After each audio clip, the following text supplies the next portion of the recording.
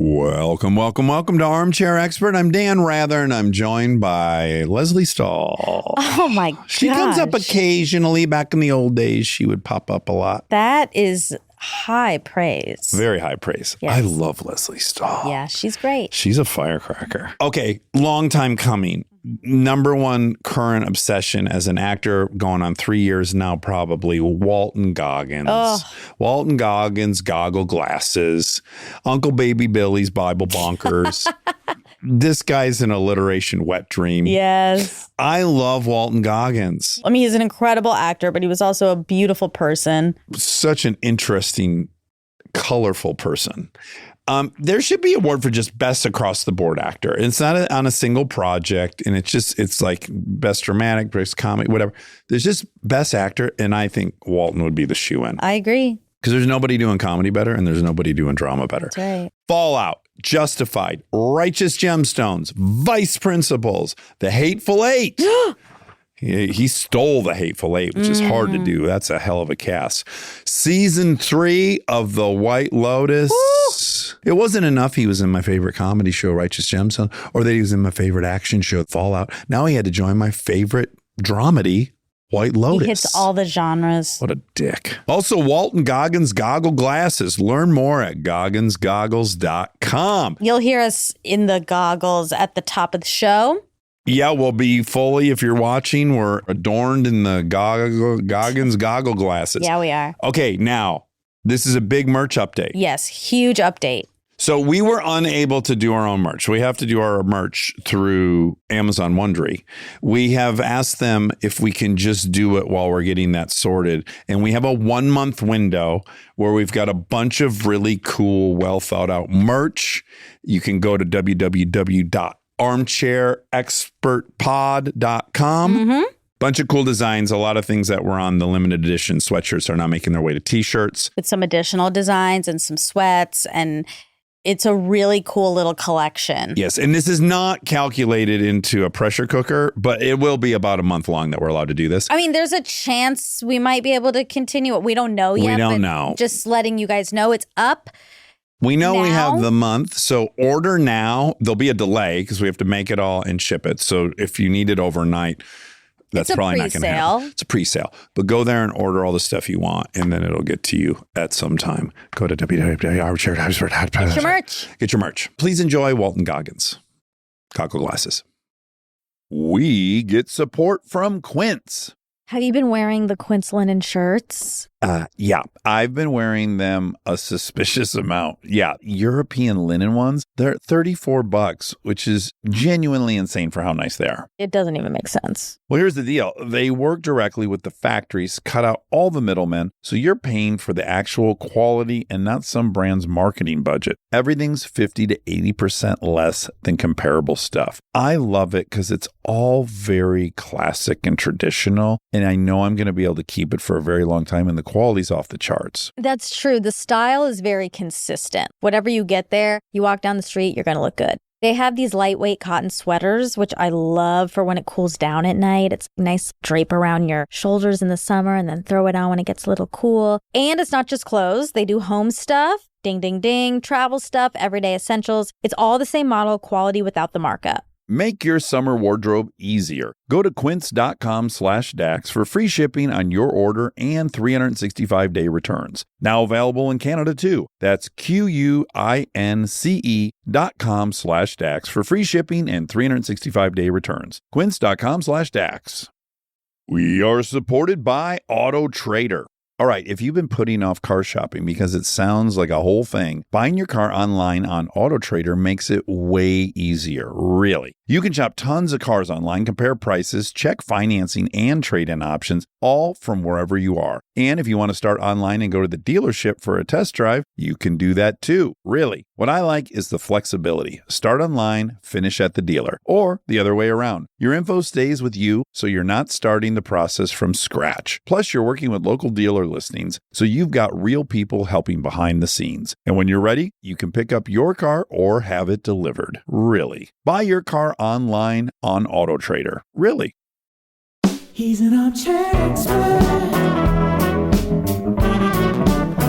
He's an armchair expert.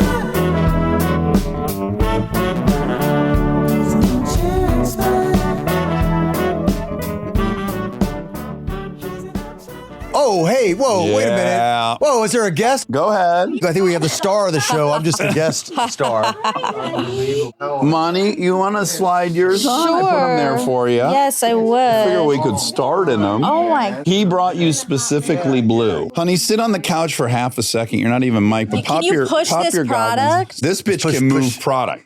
Pickleball, skydiving, wear it on the boat, scuba diving. You ever cut onions in these bad boys? Oh, I've cut onions in them. Oh, I can't wait Nothing, to there's cut no onions penetration. in these. Very comfortable. Yeah, they're comfortable. This feels like we're having an interview on a chairlift on the way up the mountain, does. which kind of happens. You know, you're sitting on that chairlift for minutes and minutes, and you end up talking about some stuff. I feel like this is such a good product for you. You know how sometimes people have brands that you're like, I don't get the A to B. This is an A. Why to does A. Tom Cruise have lawn care equipment? Exactly. It makes no sense. Yeah. But this does he have long? perfect. No. But does he? Does he? We'll buy it. The Top Gun mower. Say the name out loud. Walton Goggins goggle glasses. I mean, that's as close as you can get to Uncle Baby Billy's Bible Bunkers. Yeah. There's some similarities It's a there. bit of a nod, isn't Yeah, it's just a it's nod. so Just a good. little They are thing. comfortable. It worked out for Baby Billy. Maybe it'll work out for me.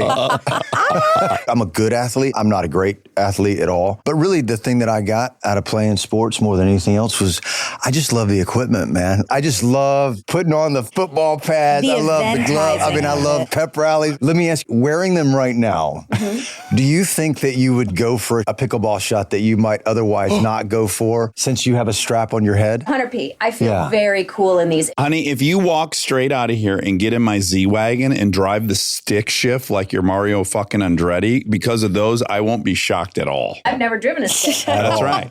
We live 15 minutes from a ski resort where we are now in the Hudson Valley. This isn't like Aspen, Colorado, but it's got a vibe. It's a super cool place. And I drop my kid off at school, and like any good dad, I'll go skiing. Like most American dads. Yeah, like 10 runs, and then I'll have a beer. Oh, what a And life. sit outside, and there's a fire pit kind of out there, and then go home and take a nap and sober up everyone, I promise, and go pick up my kid. But one particular day, I was sitting out, and it's cold, and I got these goggles on, whatever the Oakley cool glasses are, just sitting there having a beer. I said, I never want to take these glasses off. Sure. Where are we all when it comes to reading glasses? Do you need them? Do you not need them? And go. Year and a half ago, my eyes died. Yeah. And I don't know what happened, but it was overnight. And now I'm at a 1, I guess, is my prescription. Oh. I don't think they're very strong, but when my kids put them on, they make quite a bit of fun Well, of they me. get But a headache instantly. I do have to wear them a lot. With my wife, who's older than I am, just a couple of years, baby, I'm so sorry. Shout out I wasn't and going to apology. say 2 years and 2 days. November 8th, she's a Scorpio. I won't say the year, baby. You couldn't even see me wink, can you? Because you don't really know what's going on in my thoughts. But she said, it's coming for you. And I said, I don't think so. And then literally she said, it'll happen overnight. And it did. And then the next night, Blind. laid down to read and blind. Your representatives, your publicists, I bet in their best case scenario, they hoped we would talk about these glasses for 30 seconds. Yeah, I'm guessing When that they're was kind of most about it. optimistic state, they're like, I pray they bring them up. And I hope they do 30 seconds on them. And we've done legit a good 15. Yeah, We've I'm done starting 15 to minutes panic, on these actually. things. It's time to talk Yeah. about your Don't life. panic. I'll get out of your hair. You guys have fun. You guys- It's so good to see you. I want to tell you sincerely, 850 guests. She's asked to come meet, I think, 4 people. Where she said, what time are you recording? I'm going to make sure I'm not doing anything. I must meet this person. And you're one of 4. Well, We've worked together. Oopsie. Way to go, Dax.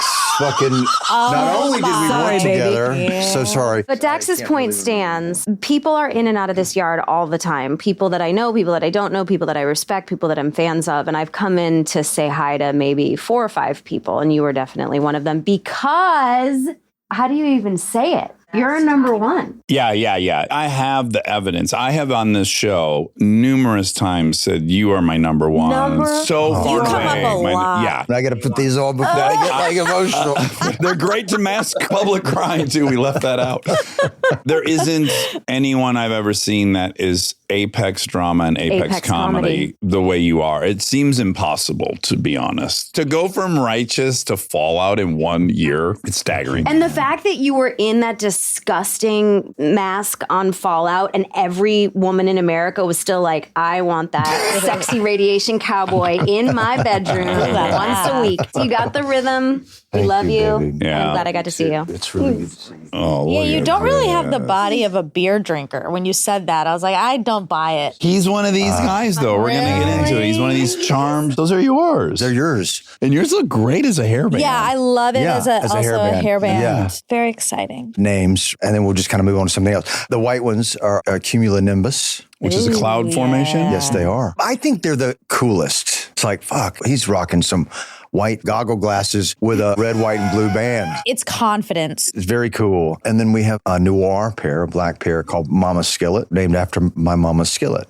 Okay, we're going to Black pin in skillet. Mama Skillet. Yeah, these are Tortuga. You got to have a tortoise shell, man. So what is the word Tortuga? Where does it come from? It means black and brown pattern. Oh, okay. It's not like No, it's a turtle. It's a type of turtle. I think It's a turtle. in yeah, Spanish. in Spanish. Oh, in Tortuga. Spanish. Yes. And then we have limoncello, Ooh, that's which is nice. yellow. And then we have the color that you're wearing, which is, guess what? Blue.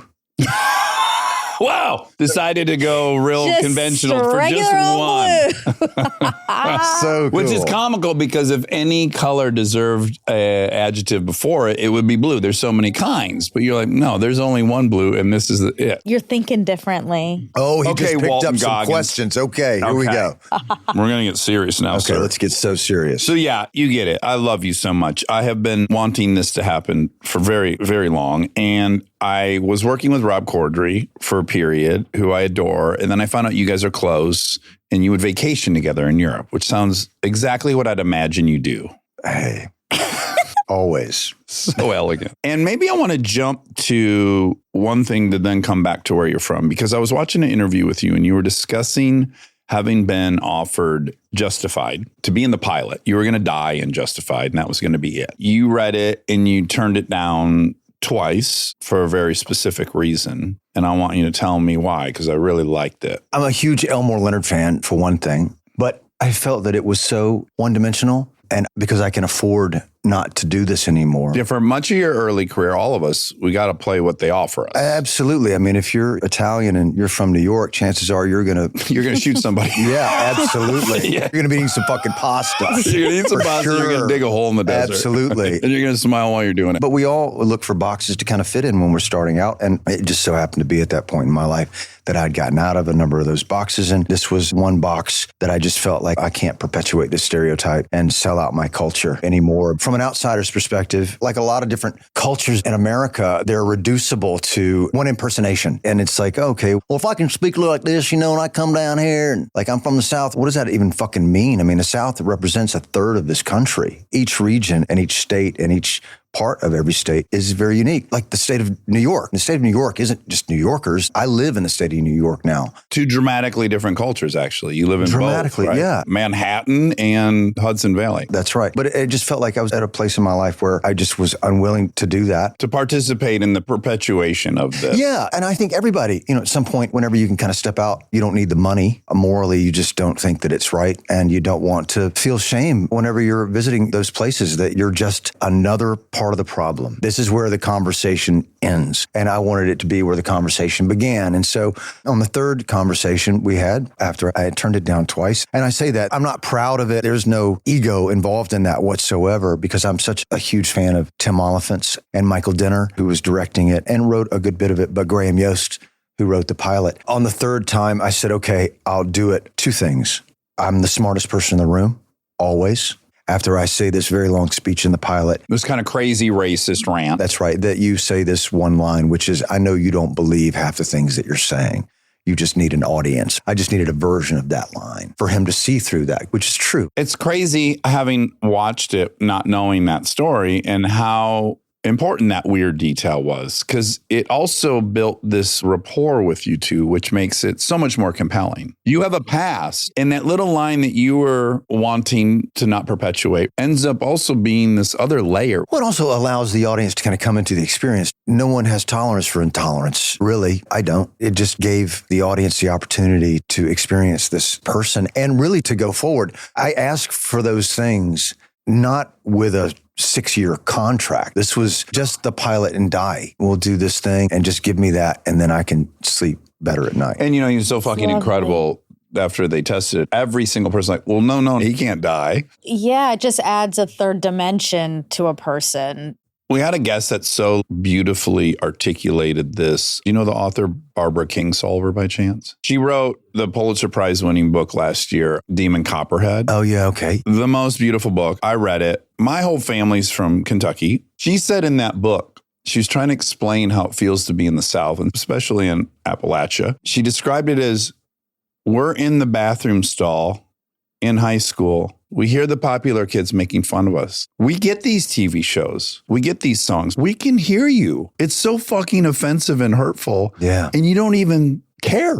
I just had a whole renewed compassion for one of the great stereotypes that kind of persists. In some ways, I hope I don't get in trouble for saying this, but it's permissible in urban culture, certainly on both coasts. It's low-hanging fruit. It's always there. You can always go to it and you can always get a laugh from your constituents. And they're a part of it. They're also in the audience. It's hurtful. So you were born in Birmingham, Alabama, but you grew up in Georgia, where Monica grew up as well. I'm from Georgia. Whoa! I know you're talking about Kentucky, but I'm from Georgia. A little peach. That's right, a little peach. ATL? Yeah, Duluth. Where in Georgia? We lived in a fucking trailer in Birmingham, Alabama, first year of my life. My mom's sisters lived, I think it was like, I don't know, 5 or 6 people. My parents got divorced pretty early. What age? 3, maybe 2.5. But my earliest memories are with my mom in Decatur, Georgia, which is right downtown. It's very cool now. There's so many great places in Atlanta now. Like so many cities in America had this whole new generation just kind of come in and give me some third wave coffee and fucking some great sourdough bread. What's coming next? Ooh, Mediterranean food. Fantastic. But Lithia, do you know Lithia? Lithia Springs. We moved out, which is west side. My mom and I lived in Decatur 3 years. One of my earliest memories, I couldn't have been more than 4. I have a lot of memories from that house that we lived in, this duplex. But one is one of the scariest memories of my childhood, of my life, really. My mom's bedroom was in the front. My bedroom was in the back. She's a young woman. She was a beautiful woman. She had a super cool boyfriend, and I slept in my bed alone. You were an only child at that point? Only child. And I went to sleep. My little twin bed was right up against the wall. My upper torso was next to the wall. From my knees down was in front of a window. Just as I was about to fall asleep, there was a light in the backyard, and I had whatever the fucking house came with, these shades that were kind of pulled down, an opaque shade, so you could see through it. And just as I was falling asleep, I saw someone crawl in front of my window because there was a roof right outside of it. It was 2 stories. I don't know if it was a man or a woman. I have no idea. I think we can assume it's a man if I'm betting on this. Or a woman escaping. It was a man. He was on his knees and he was just sitting there like perfectly outlined in my window, his whole body. And I couldn't scream. Yeah. And he had his hands on the window and he was trying to see if it would open. And then eventually he just went past the window. And as soon as he was out of sight, I got my voice back and I started screaming. Did mom's boyfriend run to the scene? I don't know if he was there that night. That's kind of the end of that memory. Right. Really. I remember my mom coming in or something, but it was terrifying. Yeah. And then we moved out to Lithia Springs when I was 5 years old. And we found an 1850s farmhouse and it was 2 bedrooms. You had to walk through my room to get to the bathroom. And it was fucking cold. In the winter, it was like, well, I'm going to go to sleep with this glass of water on the edge of my bed. And I know I'm going to wake up and it's going to be frozen. Yay! Look, there's no more water in my glass, mama. Get me out of here. What the fuck's wrong with us? Were there stepdads in the mix? I did not have a stepdad. My mom never got remarried, but she had some boyfriends. And I loved All of them. You did. Some of them were a little hard, and a couple of them were younger than they probably should have been.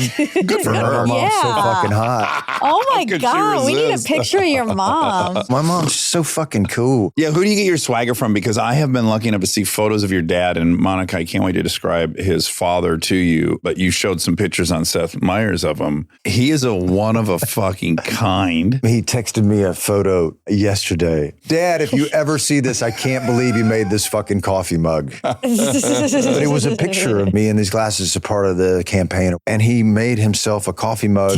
He's a narcissist, my dad. Yeah. Clinical. Sure. He knows it, don't you, Dad? He's listening But he because you're literally talking sent me about it. this thing. He said, congratulations. And he loves me. And I love him. It has this logo fucking all over the bottom of it. And then at the top, that's facing out where people would be seeing it, Yeah. is a picture of me in these glasses. And underneath it in big letters, there is no him without me. Oh, no. That's what it says on the mug. On the fucking mug, Yes, man. perfect. I could almost guess that caption. My father, and I wonder if you have this, as I got famous, he loved telling people. I wanted to take in how proud he was of me, and he was deeply proud of me. But I couldn't trust that it wasn't maybe more about him getting attention. Of course, man. You're an extension of him. Which makes more sense now that I have kids. You're right. There is a very tiny line between you. But can you relate to that? I had a lifetime of that. We're not the only people that have had this kind of experience. My father was married 6 times, but one was annulled. Okay. Well, we'll still count it. I'm think gonna we'll count still that, it. yeah. A shotgun kind of annulment. The running joke kind of in my household was inevitably everybody has a bumper sticker that says honk if you've ever been married to Sandy Goggins. You know? Fucking who hasn't he married? But my mom never remarried. She had some wonderful men come through. And then we had a cast of characters in my life. It was kind of this way station for people. My mom was the most sane of her 3 sisters who were and are insane clinically, but it was really colorful. And I was raised kind of by real Steel Magnolias. You got to meet characters, it sounds like. Not only did I get to meet them, they fucking lived with us. Yeah, they raised you. Upon reflection, though, are you grateful for it? Oh, I'm so grateful for it. Whenever you would meet someone, even someone who was relatively authentic, even someone who was just a farmer across the street, Kermit and his wife, everyone in my life was eccentric. I mean, except for the Hearst family, my neighbors, Holly and David were my best friends, and Ken and Carol. Oh, were like perfect. my mom and dad. They actually fed me regularly. They had a bed that I could always sleep in, and they would actually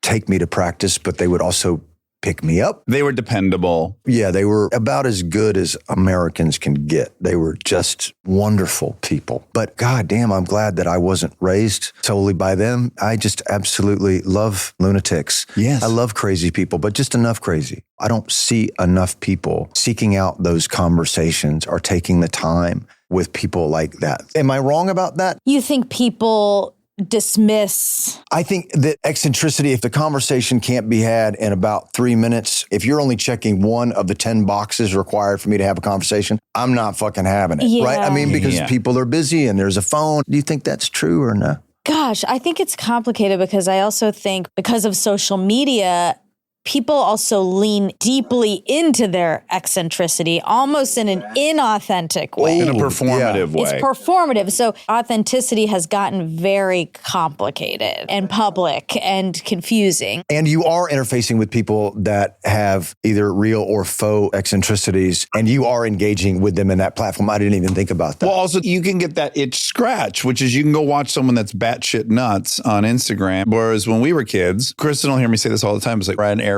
and I just lock onto somebody and I'll say out loud, gotta find out what this guy's up to. And I'll go chat. People catch my eye all the time and I'm like dying to find out what's cracking, what's going on outside of this airport. What kind of kid were you in school? I was alone a lot as a kid, single mom, babysitters' houses. I felt like I spent most of my life waiting to be picked up. At times, I felt like an inconvenience, even though that wasn't their intention. I remember seeing the bridges of Madison County and Burbank whenever that movie came out in the early 90s, and then calling my mom from a payphone in the lobby, walking out.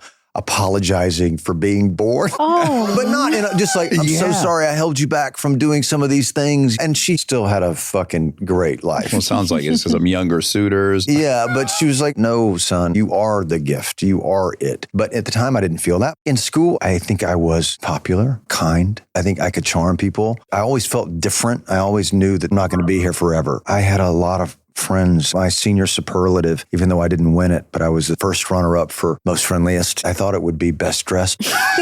They took that out that year because poor kids, they don't have the same opportunity. I'm poor, motherfucker. But I figured it out. But I figured it out. I got a job. I work at Rich's. $2 scarf with this $3 shirt. You see this shit? Look at this. I bought this shit. But I was a great student. Oh, no kidding. I had no structure in my life. I don't think I slept in the same bed for more than 7 days straight until I was like 15. So I had to generate my own structure. It helped me. It served me my entire life because, okay, well, I got to work harder than everybody in this room. Well, it makes you a self-starter because no one's going to start it for you. That's right. I remember writing a poem that was the class assignment. And so I picked it about divorce. You know, I came to turn it in and she gave it back to me and it was like an F.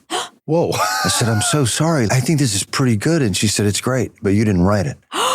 And I said, what? Oh, so it's the ultimate compliment. Yeah. It's like, yes, I did. I'm like that guy. It's from my heart. Yeah. I just showed you my heart and you just shit on it. Yeah.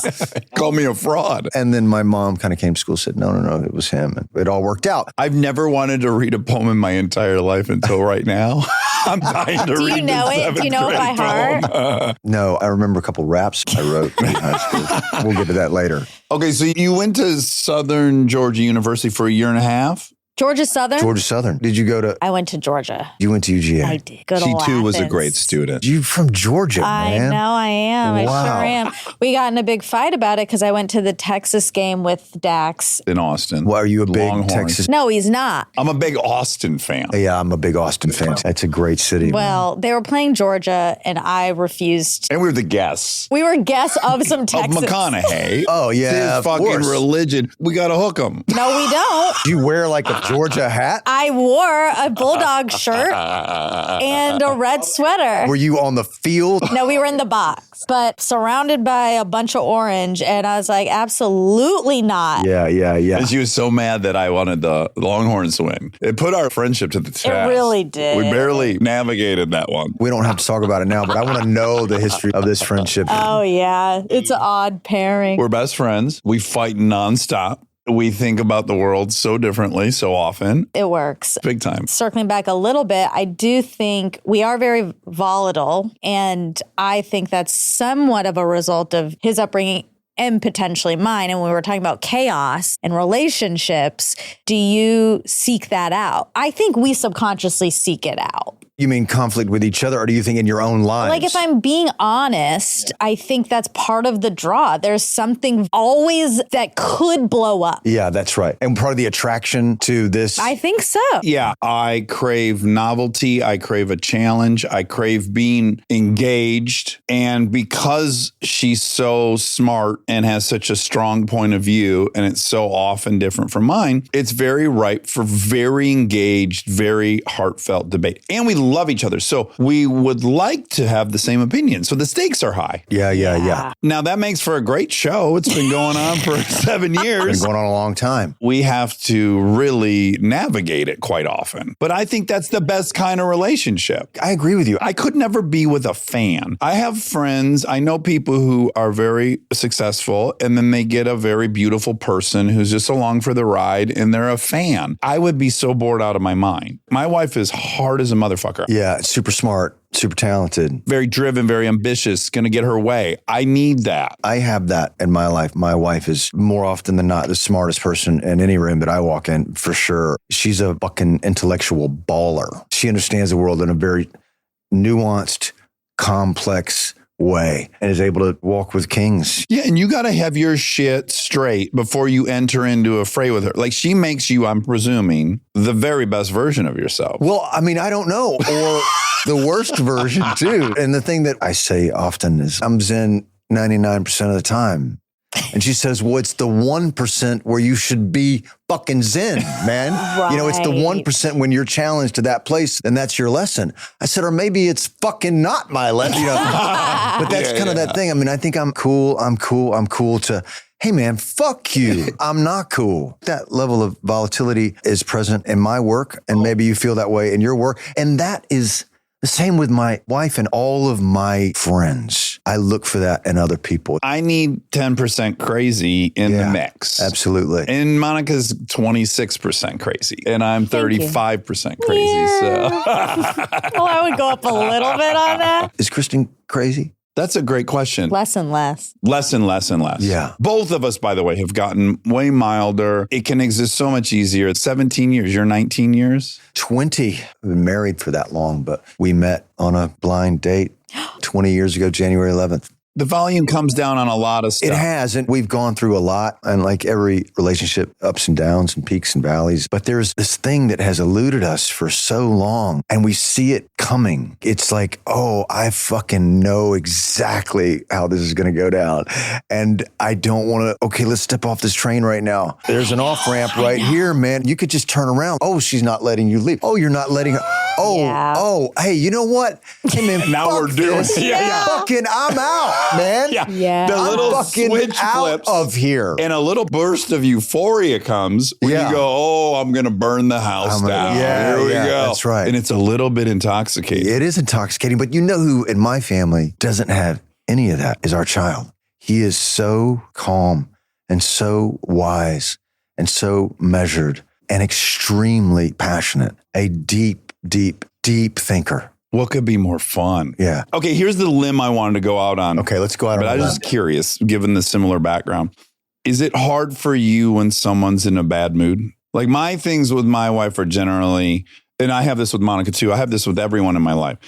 If someone's in a really bad mood, I have this unreasonable desire to fix that for them and to regulate them.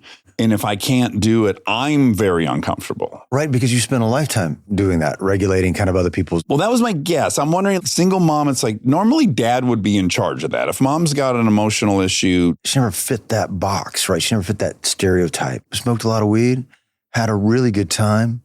Very passionate woman, loved to have sex. Mine too. My mom's an admitted love addict. Yeah, absolutely. And started studying Paramhansa Yogananda and Joel Goldsmith and the Urantia and the I Am, and went on this spiritual journey. Started when I was about 10 or 11 years old and had me reading all of those texts, so much so that I just kind of missed out on the classics because I felt like it was a waste of time. If you weren't doing something that was expanding kind of your consciousness, then why would you do it? I didn't realize until I was in a car with some friends that I had made in LA when I first moved out here, coming back from San Diego and hearing these people talk about Hemingway and Somerset Maugham and Faulkner. And, you know, they had the opportunity to be in school. They had a college education, and hearing them cross-reference these authors and how it was applicable to cinema or a song that they were listening to. And I just was in the back seat, wasn't saying anything. I was just listening to all of this. And I just thought, I want that kind of in my life. To circle back to what you said, I had to please a lot of people. I had to please my father. I wasn't around him that much, but when I was, I desperately had to do that. That's not our problem. Early in my life, my problem was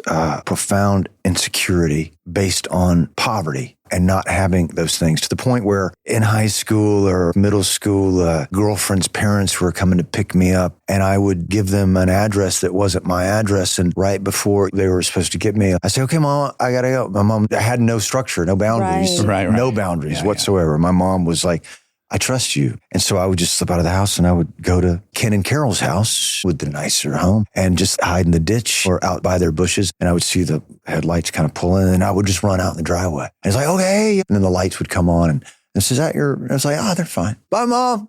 yeah. Stay tuned for more Armchair Expert, if you dare. We get support from Apple Gift Card.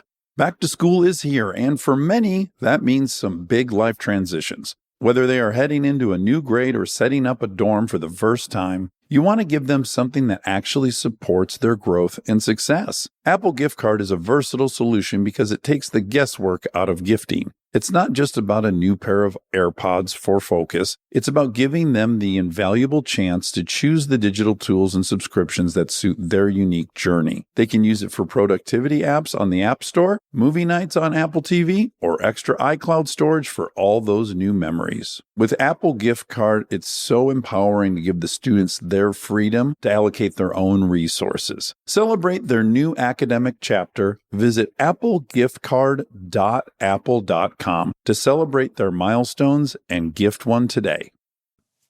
Living your best life means being extra where it counts and skipping the extra where you don't need it. Like in your cleaning products. That's where Seventh Generation comes in. Their bio-based cleaning power delivers a powerful clean with nothing extra in the bottle. Need a dish soap that cuts through the tough grease? A detergent that tackles the worst stains and odors? Seventh Generation handles it all without any dyes or artificial fragrances. Real clean doesn't have to come with a long list of add-ons. Upgrade to a powerful clean without anything extra. Look for Seventh Generation dish soap and laundry detergent wherever you shop for your cleaning products. This episode is sponsored by BetterHelp. So, Monica, here's something that really stuck with me. BetterHelp's 2026 State of Stigma report surveyed 2,000 Americans and revealed that 85% of Americans believe getting support is wise. Yet 74% say society discourages people from doing so. That's a huge gap. Most of us agree therapy is a good thing, but there's still something holding some people back from actually going. Right. And I think that's where just talking about it, normalizing it makes a difference. I mean, as you know, I'm obsessed with therapy. I've been in it consistently for years and years and years. And I have said this and I shouldn't say it, but I do think if you're struggling and you've been struggling for a while and you haven't sought therapy, I judge you a little bit. Oh, wow. Okay, yeah, I know. And I got to go to therapy to work on that, but also there are options for you. You can help yourself. And BetterHelp makes that first step easier. They match you with a licensed therapist based on your needs. And with over 30,000 therapists and 12 plus years of experience, they typically get the match right the first time. Don't let stigma stand in the way of support. Start therapy with BetterHelp. Sign up and get 10% off at betterhelp.com/Dax. That's betterhelp.com/Dax. This episode is supported by Helix. All right, let's talk about something we both really care deeply about: sleep. It's the most important thing. I've had my Helix mattress for years now, and I genuinely think it's one of the best investments you can make for your home. Mine still feels just like it did when I first got it. Well, that's the thing. It's not one of those mattresses that caves in after 6 months. These things are built to last. And, I'm a side sleeper. I ordered a side sleeper, and I get hot, so I have cooling. And I can't tell you how much more comfortable it is to be in there, not sweating and tossing and turning. Cooling is really important. I've read that you're supposed to sleep a little bit cold. Mm-hmm. So I also have cooling. And they have over 20 models. So it's not a one-size-fits-all situation. You just go take their quiz and they match you to what actually works for your body. Plus, they've got cooling upgrades, which heading into summer, non-negotiable. Truly. Go to helixsleep.com/armchair for 20% off. That's helixsleep.com/armchair for 20% off. Make sure you enter our show name after checkout so they know we sent you. helixsleep.com/armchair.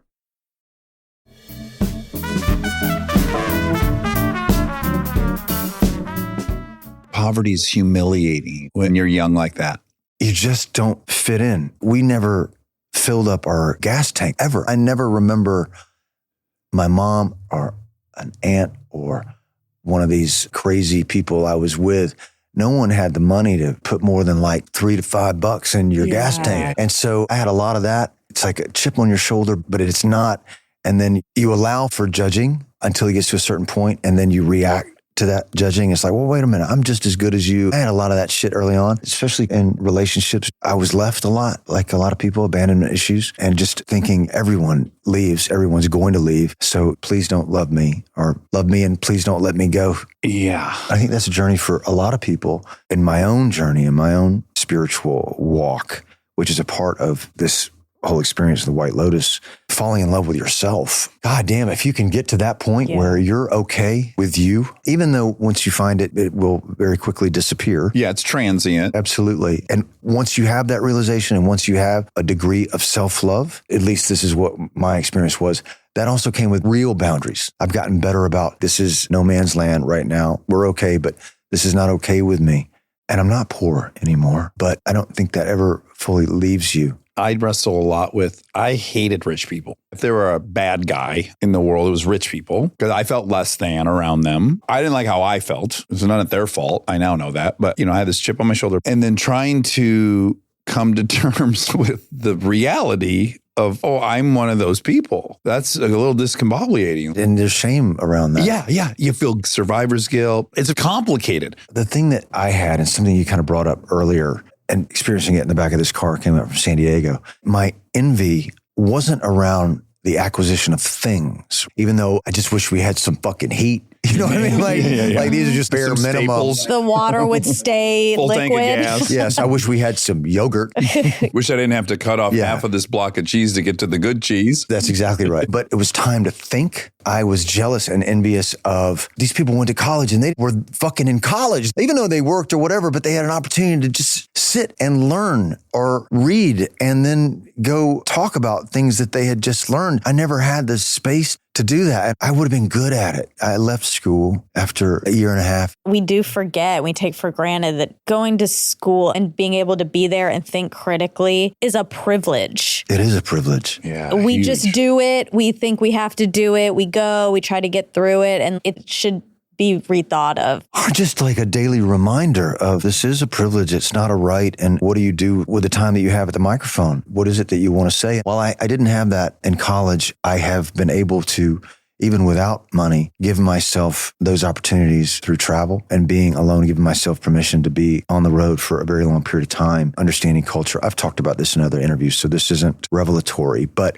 in addition to that, I feel that way about work. I feel that way about the time I'm now afforded to give myself to live in my imagination in preparation to start a job and to stay in that world over the course of telling that story. So I feel like I have that now. Like that's my education. That's time to ask those existential questions or listen to that music this person would listen to or watch those movies that are applicable to this experience. Indulge your imagination. Yeah, that's right. You have time and space to fucking indulge this part of your brain. Yeah. That's so special. And I don't take that for granted. I'm with you. Yeah. I'm never interested in why someone wanted to become an actor, but with you, I am. How do we go from that tiny town in a year and a half in college? When do you go, I'm going to be a performer? I feel like I was always a performer. I was raised around some very performative people, interesting, funny people. They were great storytellers. Yeah, if you're going to take up time at the dinner table, it better fucking land. Yeah, and even if you couldn't, because there were 5 stories going at once, do you know what I mean? But more often than not, people would pass the baton in my household, and there wasn't a lot of talking over each other. It was depending on the level of inebriation, how fucking short or how long the story is. These were very eccentric people. When it was my turn to talk, it was like Little Walt. It was the great love of the women in my family. I knew that again, was a privilege and not a right to be given the microphone around this group of really great storytellers. And I would tell my storytelling ass off. I think that was always kind of a part of it, but I really kind of stumbled into it. Well, when you moved to LA, did you move here specifically to try to act? I did. I wanted a great experience. I got an American Express in college my freshman year. As soon as I got there, God damn, I got mail? Who knows I'm going to school here? How do you guys know? It's Walton happening. Goggins. I got a mailbox? And it was 4 or 5 pieces of mail. And first thing that I opened was an offer to join American Express. And with this offer in 1989 were 2 round trip tickets for $99 east of the Mississippi or $199 west of the Mississippi. Yeah. Oh, wow. Plane tickets were like $1,000 from Atlanta to fucking Los Angeles in 1989. I mean, they were not cheap. And I just saw it and I thought, this experience is over. I'm going to do my year in the school. I'm never going to spend $1 on this card. I'll just have it. And then I'm going to use both of these vouchers. And it's exactly what I did a year later. And who went with you? Nobody. Oh. I went on my own. Because you had 2 vouchers. Yeah. Oh, because I had 2. Yeah, I didn't know. No. I used both of them. My dad came with me when I drove across country because he wanted to. Get his eyes on the big. Yeah. The big city. I wish you could have seen this photo. His dad is adorned head to toe in black leather, turquoise on every single finger. He has photos of himself. People do ask him for photos everywhere he goes. He's a very interesting person. He's visiting Walton in New York, and people are asking for photos. And he's, oh, well, I have one signed. He has signed photos of himself. He has signed photos of Walton that he has signed. Oh, my. You need to make a mug with his picture of that, and it needs to say, there's no this without me. Because that's also true. And that's the end of the interview. Tit for tat. Yeah. The ride really, so I'm going to blow through a couple because Yeah. I want to get to three things. Okay. The Shield is the first from the outside. Seems like you're now in the big leagues. You have a steady paycheck. You're one of the season regulars. Is that the big? Yeah, I think so. I moved here when I was 19. I had $300 in my pocket, and I lived the way that I lived and worked how I worked. And then what gave me permission not to feel like I needed to work anymore, even though I did for a little while afterwards, was The Apostle with Robert Duvall. Oh. And that was wow, okay, that's my hero. And so that was really, even though I was working, I think I made $21,000 over 3 months for the next Karate Kid. For me, that was a lot of money. Well, clearly, yeah. From 19 to 30, you are when you get on the Shield. 29, yeah, 29. Yeah. You make it work. You're on Beverly Hills 90210. Yeah, I did a fair amount of films, but then I thought like Shanghai Noon was going to be the thing. Oh, yeah. I had a pretty big role in Born Identity that ultimately they decided to go with Gabriel Mann instead, and they just offered me another thing. People didn't know what the fuck to do with me. No one was paying attention, and I had some extraordinary experiences on location over that first 10 years. And then The Shield happened, when I was 29, and nobody knew that it was going to be what it became. 86 episodes or something? Yeah, 86, yeah. Okay, so I think this is so fascinating. You had auditioned for Eastbound and Down, and you didn't get it. No. And the feedback was? David Gordon Green, who was a friend of mine from the independent film circuit, I just called and said, Danny absolutely loves you, but just it might be a little too dangerous for what we're doing. It's a little too... Chaotic? Not even chaotic. It's just a little scary. I said to Danny, look, man, I think you need somebody to go toe to toe with you. You know what I mean? Something. Yeah. And then we have some friends in common. Leslie Bibb actually had a New Year's Eve party, and Danny and David were there, and I was there. She's one of my best friends with Sam. Then that was kind of the beginning of a conversation. I remember watching an interview with Todd Phillips, and I thought he said the coolest thing. He said, for me, comedy that is good has to be very dangerous. Oh, or it's not comedy to me. And if you look at his work, you're like, oh yeah, it's kind of high stakes. Everything's a little scary. You look at, The Hangover, any of these, they go wild. When they're going to jump a van, they're going to jump a fucking van. Yeah. There are real stakes. So then you get to come in and do Vice Principals. They offered it, and I was doing the Hateful Eight. We were in Colorado, and I read it, and he talked about it at this party. And I read it and thought, okay, this I know what to do with. And so I just kind of did that, and it was 3 lines into it where I think he was like, okay. You're outrageously good in that. I couldn't believe the story of Hateful Eight.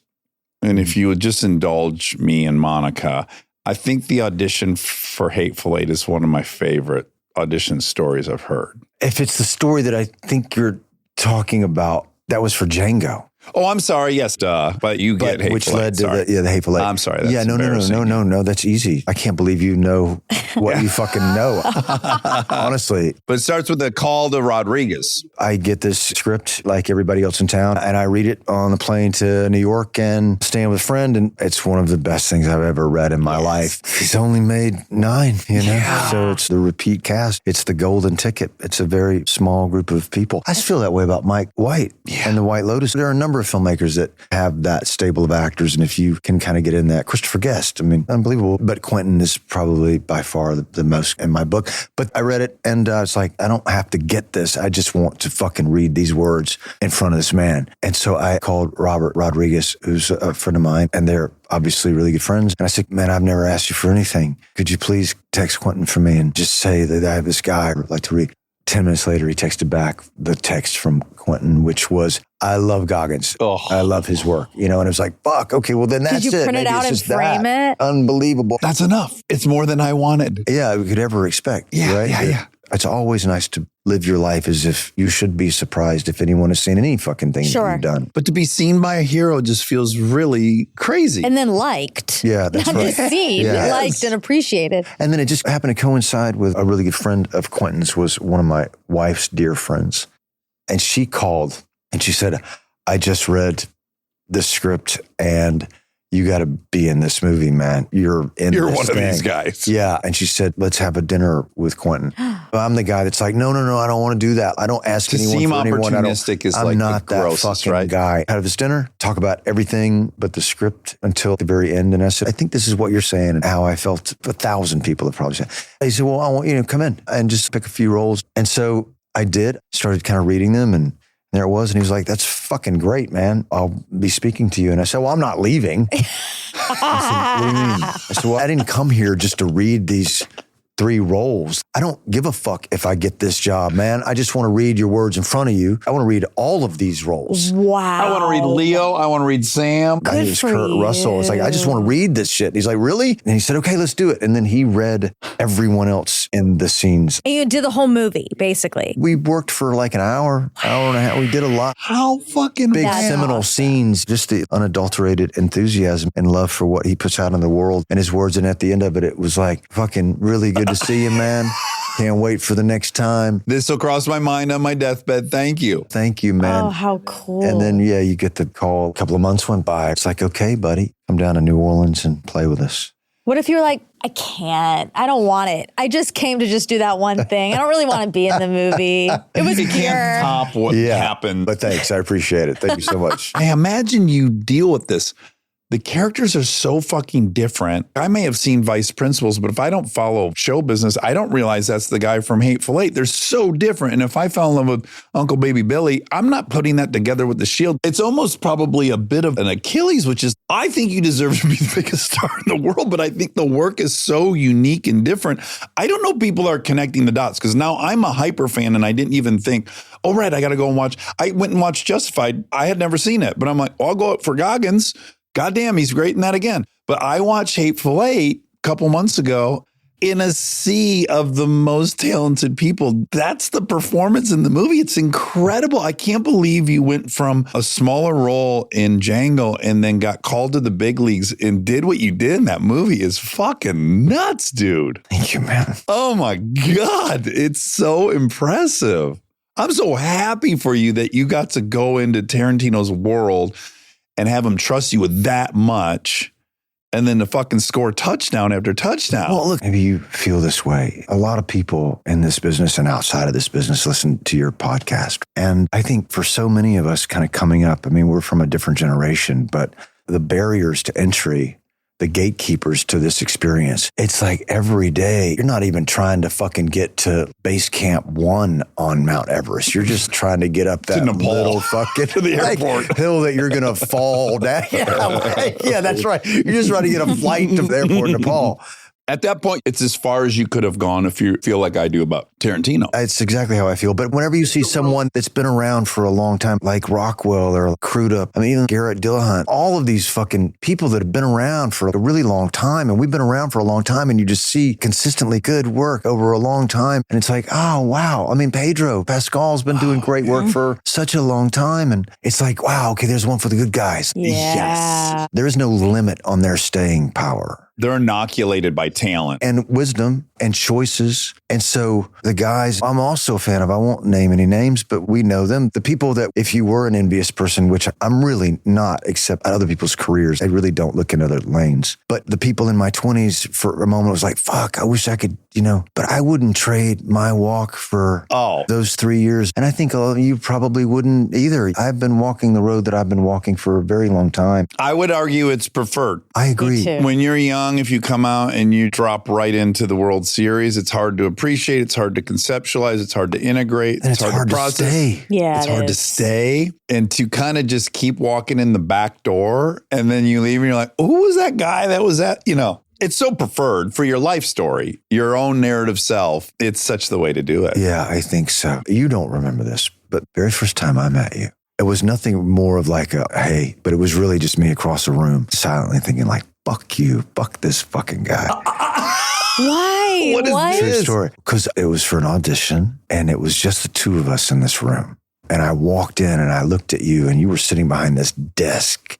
And it was like a room with chairs. They had us kind of waiting in. Maybe it was a second callback or something. I don't know. But I walked in and was like, oh, this fucking guy. I just felt like it ain't my day. Oh, wow. What? I don't know this. Well, it was I'm so scared. No, Employee of the Month. Oh my God. With Dane. And Dane came in. I don't know if you knew him. I don't remember, but there was some interaction that it was just like this easy, oh, these guys. Oh, that is so funny. Impossible to believe this story. I don't remember where it was, but I remember the room and I remember where you were sitting. No way. Yeah. And then seeing the movie kind of when it came out, I was like, wow, you know what?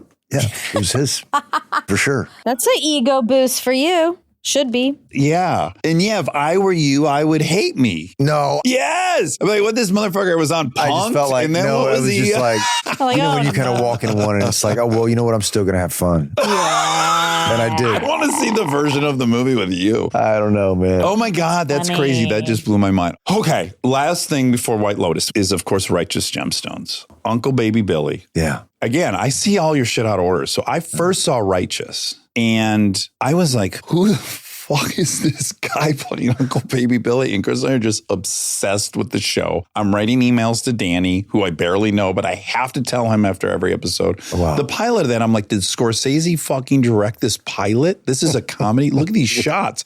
Yeah. We fall so in love with you. Well, he was in Vice Principals, we learned. We go back. I watch Vice Principals just because I'm now on my Walton Goggins train. And I'm like, oh my God, and he's this and this.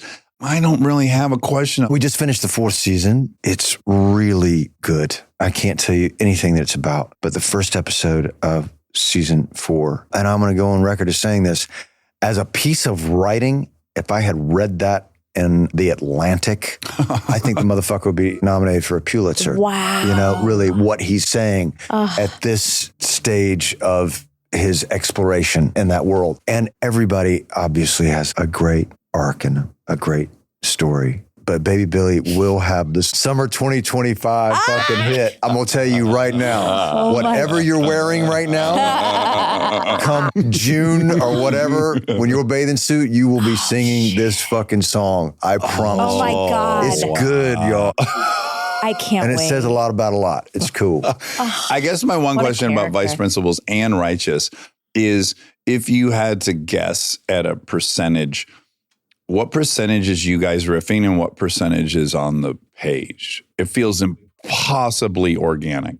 98% is on the page. No shit. No shit. He's so brilliant. That's some writing. Edie Patterson. Oh, Yeah, she can let her rip. my Do fucking anything. God. Yeah. Adam can fucking do that. Michaela Watkins can do that. Cordry. It's not my thing, but I understand where the story is and I understand, okay, these are 5 or 6 tangents that I can go down, turn yourself over to that and see kind of where that takes you. But he realized that about me very early on, that it's the words on the page that is liberating to me. Right. And then we carried that into Righteous Gemstones. I think I'll work with him for the rest of my life. If there was a career to envy, it'd be yours because you're in the Tarantino stuff. But I would say of the television shows, my favorite comedy is definitely Righteous Gemstones. I think my favorite big, huge action thing is Fallout. I love that show. Thanks, man. And then my very favorite, both of ours, kind of social commentary, God. character-y deliciousness is White Lotus. You're in the 3 shows that are my favorite.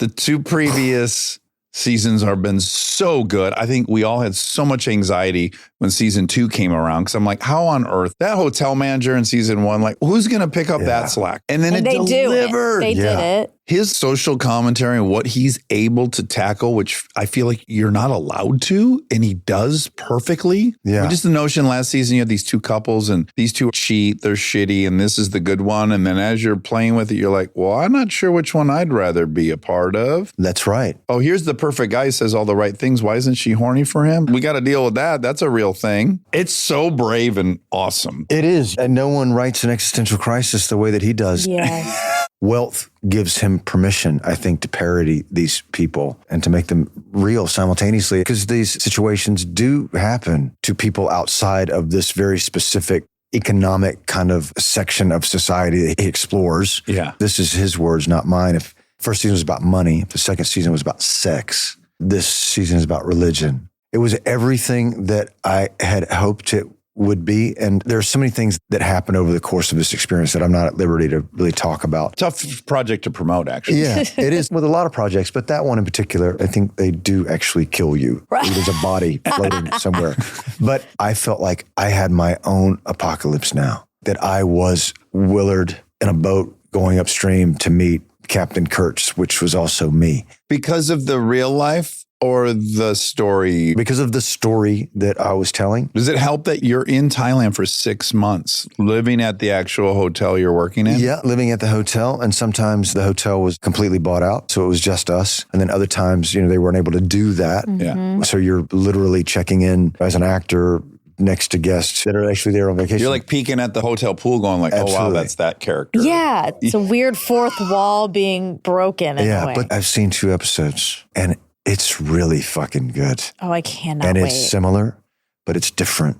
And I can say that my journey in this world, it's something that hasn't been seen or explored by Mike in other seasons, but everyone just kills it. Is it hard being there though for 6 No, months? fuck yeah, man. I mean, I've been home 11 days this year. In success, it becomes harder, and that's the thing I don't think people realize. Because you're having to turn down now really great opportunities. Well, I mean, you're just away from home for a long time. It's lonely. Yeah. I don't think people anticipate that. It's like, oh my God, I'm getting all of these opportunities. And it's incredible. But at the end of the day, you go back to a house or your hotel room and you're alone, which I'm good at. And if I'm having a problem with it, I know other people are. Everyone went through their own crisis over the course of this experience. Which is maybe helpful for the project. It's a story that can induce that experience. Exactly. Certainly for me, the way that I approach this way of storytelling, it was a fucking incredible experience. It had everything in it, soup to nuts. And I can't wait for you to see it. And I can't wait to hear what you think about when you do see it. Oh, yeah. I'm so Maybe excited. we'll come back on at the end of this thing. When you get the call to join that cast. It was interesting because they were doing season 2 and I didn't know Mike, but we had friends in common, like we all do at this point. And I remember my agent saying, well, you should write a letter to Mike. It's like, no, man, I ain't that guy. Yeah. I ain't doing that. They didn't tell me that conversations were even happening or that it was getting close. And then it was out here, we were doing early press for Fallout and I went out to dinner with my agents, which I hadn't seen in a while. And they said, listen, congratulations. I said, for what? And then they said, Mike wants you to do White Lotus season 3. And I just started fucking bawling, started shaking at the table. Really? Because I felt like it's a world I could help him tell his story. You were Do you know what I mean? for White Lotus. You really were. Yeah. I suppose I would have felt that way if any other show or movie you're excited about or filmmaker. But it's when you understand, like Quentin, I felt like I know how to tell his story. I felt that way with Mike and a few of the filmmakers that I've gotten an opportunity to work with over the course of my career. This is one of them. I walked outside and called my wife. That's amazing. My last question to land the plane is, I also follow you on Instagram. I also know Cordry goes with you to like Greece or Italy. You guys will do a proper summer in another country. It seems like you're putting as much effort into your actual life being as artistic as your work life. Absolutely. And I'd imagine some people might think that just happens, but I imagine you got to actually approach your life just like you do a role. Wow. Never had anyone say that. Yeah, I think that it's with intention. And so this just happens to be a very long stretch. We sold our home in Los Angeles and we moved across the country and we bit off maybe a little bit more than we could chew. And it's like, okay, I got to go to work, even though I've never really done anything just for the money or that I'm not proud of or that I didn't want to do. But I got offered a movie right when the strikes were being talked about. I had this trip planned and they said, we'll offer you this amount of money. And I said, thank you, but no thank you. And they said, okay, well, what about this amount of money? And I said, thank you, but no thank you. They said, what would it take? I said, there is no amount of money. I'm sorry. And your listeners or other actors may say, fuck that guy. You know what? I hadn't seen my kid in a long time and I had seen my friends, and that fucking time with my kid, it means more to me than anything. We're going to do that again this year. with intention, whatever you can afford. My mom did it in Panama City Beach, Florida, in a fucking tent. That is time. And it's far too precious at this stage of the game. And it is something that you can never get back. And I have shame and remorse and regret about the time that I have been away, like anyone does with their children. It's with intention, and we're going to live the fuck out of life. Strap yourself in. Man. No. Strap yourself Buckle the in. fuck up. Yeah, Let's we all should end on this. Strap in. let's strap in. Thank you so much, GoDaddy Arrow. All right, you got a GoDaddy, Super GoDaddy. Bowl commercial. Let's just add Hey, that. man. Yeah. Yeah, this is going to come out after. shit. Yeah, that's exactly right. Go This back whole and watch it on partnership. YouTube. Yeah, Goggins check it out. Goggles has Goggins a Super Goggins. Bowl commercial. Well deserved. GoDaddy Arrow. And hopefully people will be watching the commercial. God, you look great. He looks so everyone looks fucking so chic. good. You know what? If you can imagine every day just feeling like après ski. I love it. I'm going to wear them out. What I'm thinking, Monica, is our long-standing debate about whether or not I could fly an airplane if the pilot went down. Sure. You with those goggles on? You think I'm I not could do sure it? who should be flying the airplane, you or me. Shit. That is quite the You compliment. look like a professional in any field with those guys on. Hey, you know what an honor, man. Well, I'm so What an glad honor this for finally. us. Yeah. We've been trying to get you in for years. Thank you. You're so generous of yourselves and so giving of your time and such great listeners. And thank you. What a pleasure, man. Just loving you from afar. So the fact that we're sitting together is such a blast for me. I adore you, Walton. This has been a blast. for Thank coming. you. What a joy. What a joy. Stay tuned for more Armchair Expert, if you dare. This episode is brought to you by the new Max original comedy series, Stewart Fails to Save the Universe. From the world and creators of The Big Bang Theory comes a new comedy series. Stuart Bloom, comic book store owner and lovable underdog, accidentally breaks a device built by Sheldon and Leonard and kicks off a full-blown multiverse Armageddon. Now, he's on a mission to put reality back together alongside his girlfriend Denise, a geologist named Bert, and physicist Barry Kripke. Along the way, they're running into alternate universe versions of characters you already know and love. Check out the new Max original comedy series, Stewart Fails to Save the Universe, now streaming exclusively on HBO Max with new episodes Thursday at 9 p.m. Eastern. Subscription required. This episode is brought to you by ServiceNow. Look, I have my dream job. I get to talk to folks I admire like crazy and ask them virtually any question that I want to. I can't imagine a better way to spend my time. But even dream jobs have some not so dreamy parts, the stuff that gets in the way of the actual work. Now, that's where ServiceNow's AI specialists come in. They don't just tell you what you should do about your busy work. They actually do it, start to finish. Cases closed, requests handled, no extra work for you. So you and your team can focus on what matters most, which for me is, are they obsessed with male bodies on the same level as I am? They never are. To learn how to put AI to work for people, visit servicenow.com. We get support from Skims. Monica has been on a whole kick lately. I really have. When I get new Skims, it is like Christmas. I get so excited.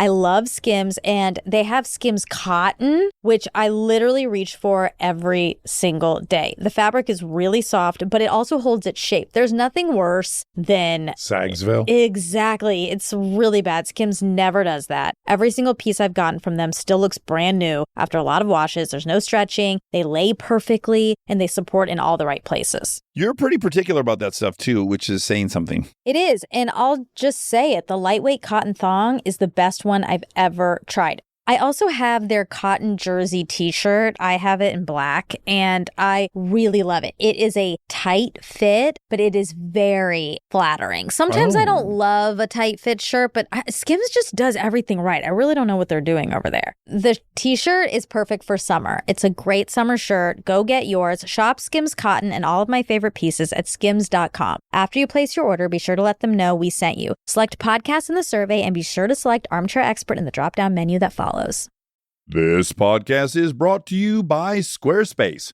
We've talked before about Rob building our website on Squarespace, and I bring it up again because it's a perfect example of what they do well. Rob had all the pieces, the content, the vision, the ideas, but he needed something to actually take all that and make it public facing. And Squarespace was that bridge. Maybe you're in the same spot. You've been developing something, a business, a skill set, a body of work, and it's been private. It's been yours, but at some point you're ready to put it out there, and that transition from private to public can feel like a huge leap. Squarespace makes it feel like a step. Beautiful templates, built-in SEO, email campaigns, scheduling, analytics, everything you need to go from I've been working on this to here it is, come find me. All in one place, no code, no stitching together a bunch of different tools. So if you've been sitting on something and waiting for the right moment, this might be it. Head to squarespace.com/DAX for a free trial. And when you're ready to launch, use offer code DAX to save 10% off your first purchase of a website or domain. He is an armchair expert, but he makes mistakes all the time. Thank God Monica's here. She's gonna let him have the facts. Oh, look at our trophy. Look at our trophy. That's a cool trophy. Very space age. Yeah, it's meant to be hung. Okay. It has this at the bottom. I guess it looks like a quotation above someone's head. It does. I'm holding up a square Armchair Expert with Dax Shepard Spotify 500 million streams plaque we were awarded. Gold status, I was told. Gold status. I need to start this fact check by saying my most deepest thank you. I've never been more grateful than last night. I was asked to be one of Bill's 10 or 11 stops on his book tour. Yeah, awesome. And it was at a live event, the Carmier, I don't know, some beautiful theater. Ooh, where?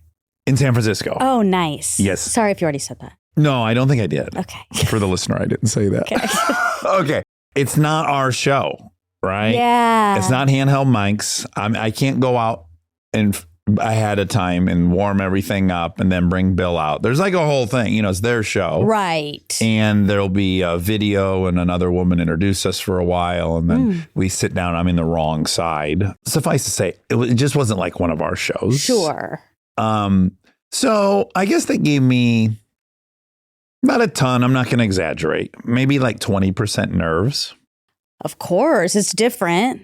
And it's like, I don't know if it's all people there to see Bill Gates and they're learning who I am and they don't understand I'm going to have a sense of humor, whatever. All this to say, soon as we sat down, I said, are there any armchairs here? And Monty, they loved it. The whole place was armchairs. Oh, that's so and sweet. I immediately felt so comfortable and confident and relaxed. That's awesome. And I was so grateful. I couldn't believe how grateful I was. I was like, fucking armchairs, show up. They really do show up. Yeah. And you know, I had my whole family. Yes, your original family. The OF. Yeah. Your sister, your brother, and your mom. That's right. The original crew. Yeah. The original four. Yeah. The Fab Four. Was that lovely? It was lovely. Yeah.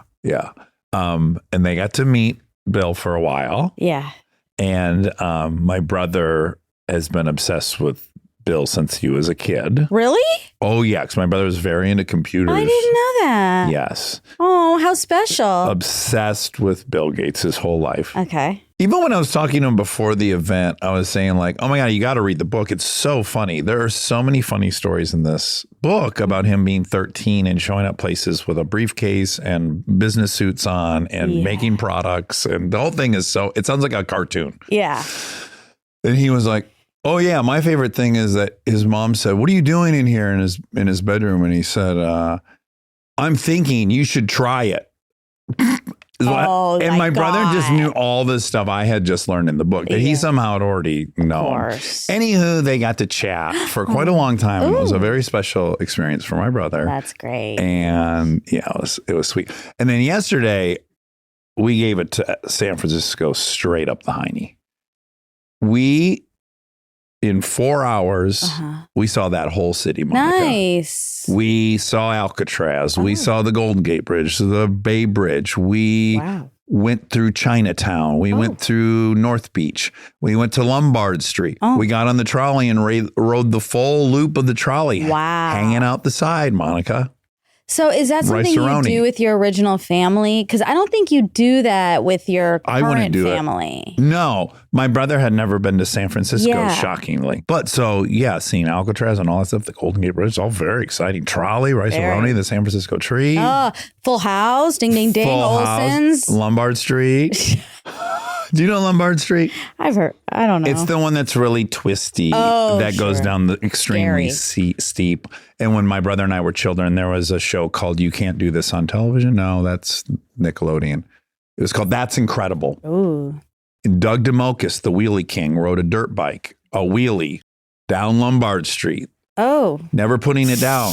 Rode over cars on a wheelie. Oh, that sounds bad. It was a very memorable, seminal moment on television for us. And so to be on Lombard where our hero Doug DeMocus had done that sweet wheelie. And then some armchairs were in a 1960s VW microbus coming down Lombard Street and started hollering out the window. Sometimes people shout out the window in their armchairs. This happens. Yeah. And I just want to say to anyone who does that to me, which has happened a few times, don't think I'm a bitch if you get shook a little bit. Yeah, or my first reaction is like really like twist eye rolly. Not eye rolly, like don't hurt me. Yeah, don't hurt me. Okay. Don't hurt me. Don't hurt me, please. Or I look small. scared and angry. That's just my reaction. But then as you a let woman. you let it in. But then they say like, I'm listening, or I listen, or I'm not, whatever. And then I stopped listening. What they I don't like it anymore. What happened? What they yelled out. Should have never done video. Yeah, recently a guy did that. He honked, and then I looked over with a mean face, and then he pointed. He was listening at that moment. He like raised the volume, and that was exciting.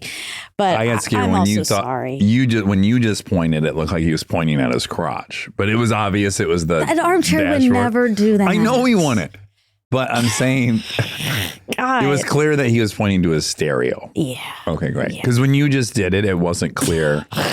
Okay. All right. Okay. Anyway, so go on. Lombard Continue. Street. In Lombard Street, Chinatown, little Great Bridge. Italy, Golden Gate, Alcatraz. That fucking trolley made us so happy. The cable card. Fun. Because that's really Classic. I just said the cable card. The cable car. It didn't read. You know, I just think it's nuts. There's a cable running under the street. It is that they put in 1870. That's Still just going in a circle. Also had some great meals. Ooh. Really great meals. San Francisco has great cuisine. Oh my goodness. In fact, one of these places, if you're there, I insist you go, called Cavalier. It's done up. It's a bar, restaurant, tavern, and it's done as an English hunting lodge. And the decor really works for me. For everyone. There's a reason right? aesthetics are important. I guess I should admit something really gross. Okay. Distasteful. Yeah, just bad. But since we are honest here, Yeah. when you started your fact check about wanting to say thank you, I thought you were saying thank you to me. Oh, I can thank you as well. Because I thought where the story was going was that it's so much easier together. Yeah. Yeah. I mean, that's true. That's totally true. I should have said that. Now I'm sad I didn't say that. No. Yeah. I always walk out with you. Yeah. So to two, I mean, if we eat a big turd together, it'll be together. Right. I thought maybe that's what was coming. And then I thought, oh, it's not, maybe it's a different thank you also to me because. Because what? Because what was the second reason? I'll probably agree with it too. Because you were gone, and you, as you said, you took your sweet sister, who runs this household, keeps it in check. Yes, and Kristen was at a table read yesterday. I don't know if I'm allowed to say that, but I think it came out. Yeah, it's been announced for the show. Yeah, season 2. Bill inquired about it because he's a dad. So he's a dad. I tried to explain that to him. He didn't understand that Sure. that's why he liked it. Yeah. But I tried. It's hard to explain that to people. But anyway, so she was at a table read. So she was at Fox. So she was far away and Anna was with her. Yeah. And Lincoln had a tummy ache. Oh, no. So did you have to rescue her? So I went to pick her up. Was that your first time at that school? Yes. And isn't it beautiful? First of all, it's beautiful. We won't say what it is. No. Even though you probably already have on here. I haven't. But it's beautiful. But I was lost. Yep. It's like big. It's like a mini UCLA. There's a campus. And I was lost and I kept having to ask like teens. But they're so confident. I think the first thing is you're like, wow, this is a really pretty campus. Yeah. That quickly pales in comparison to how palpable the confidence is of all those gals running around. Yeah. They're living out loud. But yeah, so I kept having to ask all these teens. One teen really was like, the middle school's over there. Like she was mad at me. Middle school, yeah. And I was like, I'm cool. Like I have a podcast. Do you listen to podcasts? I must have stopped 3 different people and I could not figure it out. But I eventually. I never got her. She's still there. Did she get home? And then, she picked me up She swung by on her motorcycle and grabbed me because I was lost. But it was so cute. And she said, oh, I thought you would be in San Francisco or whatever. I thought you'd be with Dad. And I said, oh no, it's just Dad. She was like, he kicked you out? Oh, Jesus. And I said, no, that's not really how it works. No benefit of the doubt there. Yeah, no. She went straight to kicked you out. She did. And I said, yeah, you should punch him. I didn't want to tell her that her appendix might explode and that's what was maybe going on. Yeah, sure. That was your first, though. That was my instinct. So I stuck around in case it didn't explode. It didn't. It didn't. She have a poop and then feel Probably. better. I didn't ask. Yeah, I'll find out tonight. Okay. My first question. Involved about the poops. Did you get that thing out? Did you get it? I have one really special moment. Before the show, they said, we want to do a viral video with them. And I was like, of course. So we played this game. Heads up. And then what's funny is it was tests on things from the book. Oh. But they put in Catcher in the Rye, which wasn't in the book. Okay. But he said something and then I got it. It was on my head. Yeah. And he goes, was that in the book? And I go, I don't think that was in the book. Is that one of your favorite books? And he goes, oh, yeah. And I go, oh, it's my absolute favorite book. And then we talk for 2 seconds and I go, is that why you named your daughter Phoebe? And he goes, yeah. Oh, cute. And I go, from the second I read that book, I was like, if I have a daughter, it's going to be Phoebe. And it felt very connected. I really liked it.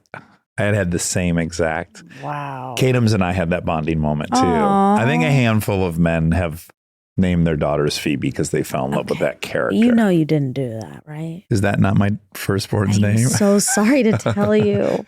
Maybe. So sorry. Yeah. Well, that's because we thought we were having a boy, if you recall. Sure. Now, you have another. Delta could have ended up being a Phoebe. Yeah, she would have been such a good Phoebe. Yes, she would have. That name really would have worked for her. It would. Although Delta really works pretty good for her, of course. too. Yeah. I can't imagine. Yeah. Maybe if I have one, I'll name it Phoebe. That's a ding, ding, ding. People have been pointing out in the comments that my new over-indexing is Delta. Oh. Which is 100% true. Yeah. Not Delta, my daughter. Oh. The distance between two things. Oh. The gap. Yeah. When I talk about, I'll say Delta and people are really noticing it. And I'm guilty as charged. Okay. Yeah. I love it. It's very efficient. It is. Instead of saying the difference between or a gap between. Yeah, actually, I guess you do that. I do it a lot. Huh. Yeah. I really got it from Formula One. They use Delta a lot in Formula One. What did you do while I was gone? Other than get lost at Lincoln on School. campus. Yeah. Oh, there's just something about being at school. Yeah. I like it. Yeah. I went to In-N-Out this weekend. You did? Yeah. You got animal style fries and a what? A single? And I got I'm gonna blow my nose. Okay. Sorry. That's okay. Have you blown today? I've lost some progress. Oh, all right. But it hasn't returned to the insanity, but it's also. Okay.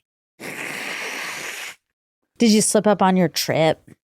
With blowing? Yeah. Probably. Yeah. Hotel room. Well, I bring tissues over to the bed every night to have them ready.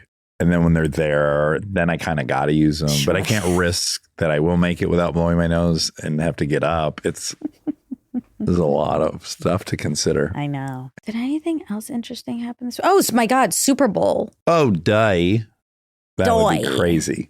What was your favorite commercial? The Nike women's commercial. That was awesome. I love Playing that. Led Zeppelin. Oh, I bought the shirt. Oh, God. Yeah, that was a very cool commercial. Mm-hmm. That was probably the best. But man, I love Willem Dafoe.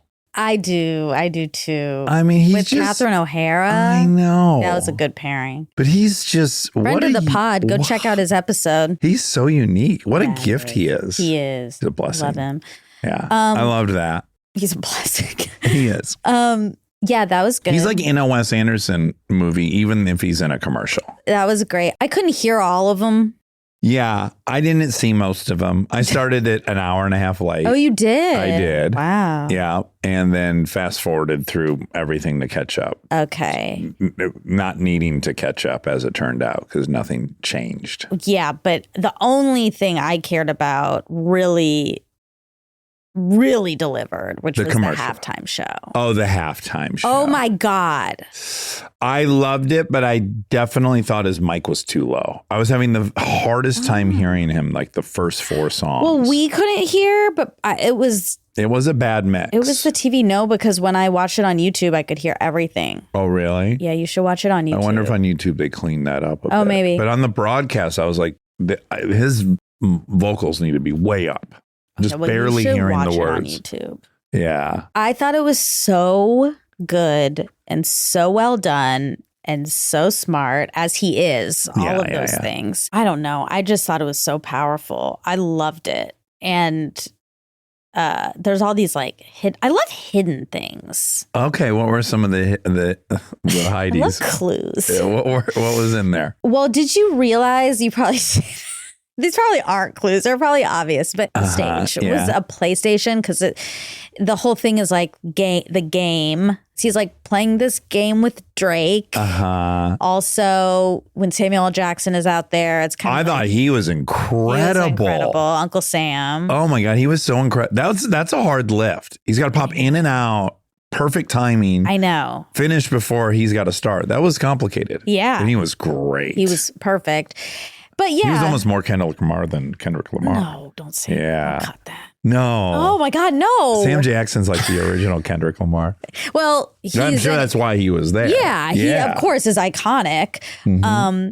But they have the same vibe and spirit. Yeah. Yeah. But the message no tap dancing. Yeah, exactly. Yeah, exactly. Yeah. It's really We're cool. not playing this game. Yeah, that was great. Serena. Yeah. You didn't see that? You have to rewatch Serena Williams. She sang? She came out and was crip dancing. Oh, I didn't see that. I thought you were saying the female singer was Serena. No, that's SZA. She's huge. I was like, I think you got close, but I don't think it's Serena. I know what I'm talking about. I know, you know more than I do. For sure.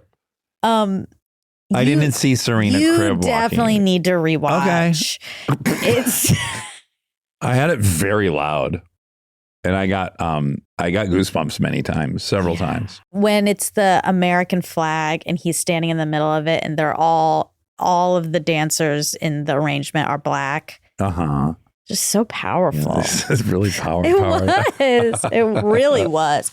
I love him. I want him to come on this show so badly. Yes, me too. I had to get brought up to speed by Tim Lovestead about the beef. I told you a little bit about the beef. I know about the pedophile part. Yeah. I know about the lawsuits. Yeah. I didn't know that he called Drake a colonizer. I didn't know that whole aspect. In the song. Yeah. Yeah, and that Drake had accused him of making slave music. Did you know that part? No, but I know Drake. So I guess there was this huge and Drake weekend. Is rich, I heard. Drake is Drake rich. was grew up rich, I heard. Oh, yeah, he's from Canada. Drake is I have zero opinion on Drake. I just want to say that out Me loud. too. I have zero feelings. I have zero feelings about Drake, except apparently, and there's a daily on this. Oh, there is? Uh-huh. Okay. Drake likes these beefs. Like he starts them. It's part of. They're good for business. Sure. Yeah. But this one really got out from Got under out of him. hand. And Kendrick isn't really ever the type to get involved in these types of things. He's kind of like, which Drake also calls out, Well, like, he's oh, involved you with think you're few so beefs. Kendrick? Yeah. He's also in a beef with Andrew Schultz. Oh, Did you not see that? Interesting. Oh, yeah. Really? And Andrew did not at all kowtow. He just went straight to war with them. And I was like, this What is that crazy. beef? We'll have to watch all the videos. He has a line about don't let a white comedian make fun of our women or something. Oh. And then and it's believed that he's referencing Andrew. And Andrew then comes out and says he's just not terribly worried about Kendrick. And his attack back is like, oh, here's the dudes you've supported who have raped women and who have beaten women. I don't think I'm your dude. So that was his pushback. And boy. got saucy. Well, And I thought, boy, Andrew, you're pissing off. that's so stupid of A him. very, very diehard fan base. But he's got at least those two going. But back to Drake. Yeah. Okay. But in the hip hop world, he doesn't really do this because he kind of is. Drake says it too. Like you think you're so great, but you think you're this like poet. Yeah. Which he is. Yeah. Anywho, Drake is rich and very popular and blends. He's not straight up hip hop. Oh, right. Okay. Yeah. It's more poppy mixed with hip hop. Dance. Exactly. Yeah. Club music. Yeah.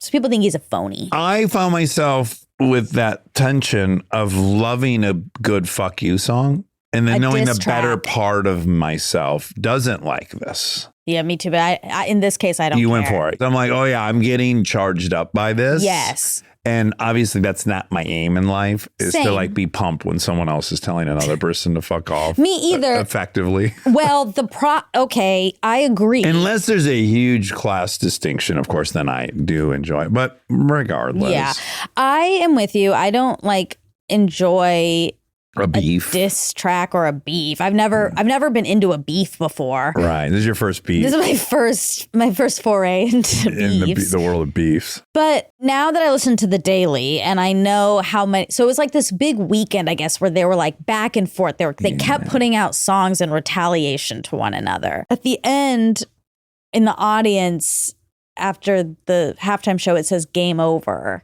Right. Because he won. Right. And he did win. That song, his diss track won 5 Grammys. Right.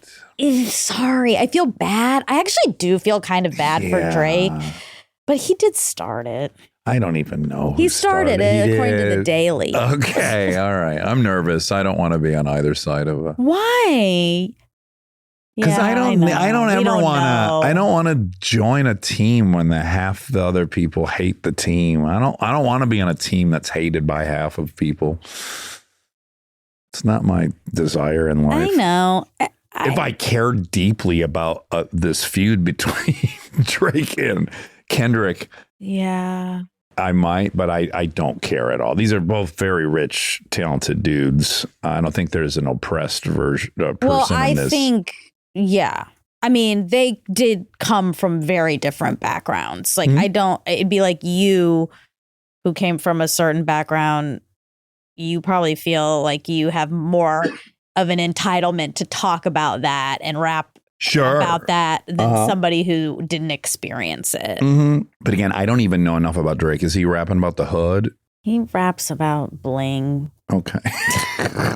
Since we're talking about pop culture, which we rarely do, and I tend to, for whatever reason, be allergic to. Do you know the Kanye thing? Yes. So step one was arriving at the Grammys uninvited with the wife who was then naked. Mm-hmm. Okay, that was event number one. Mm-hmm. And then he paid for his own Super Bowl commercial. Yep. Yes. Which directed people to go to his website. Go to Yeezy.com. Yeah.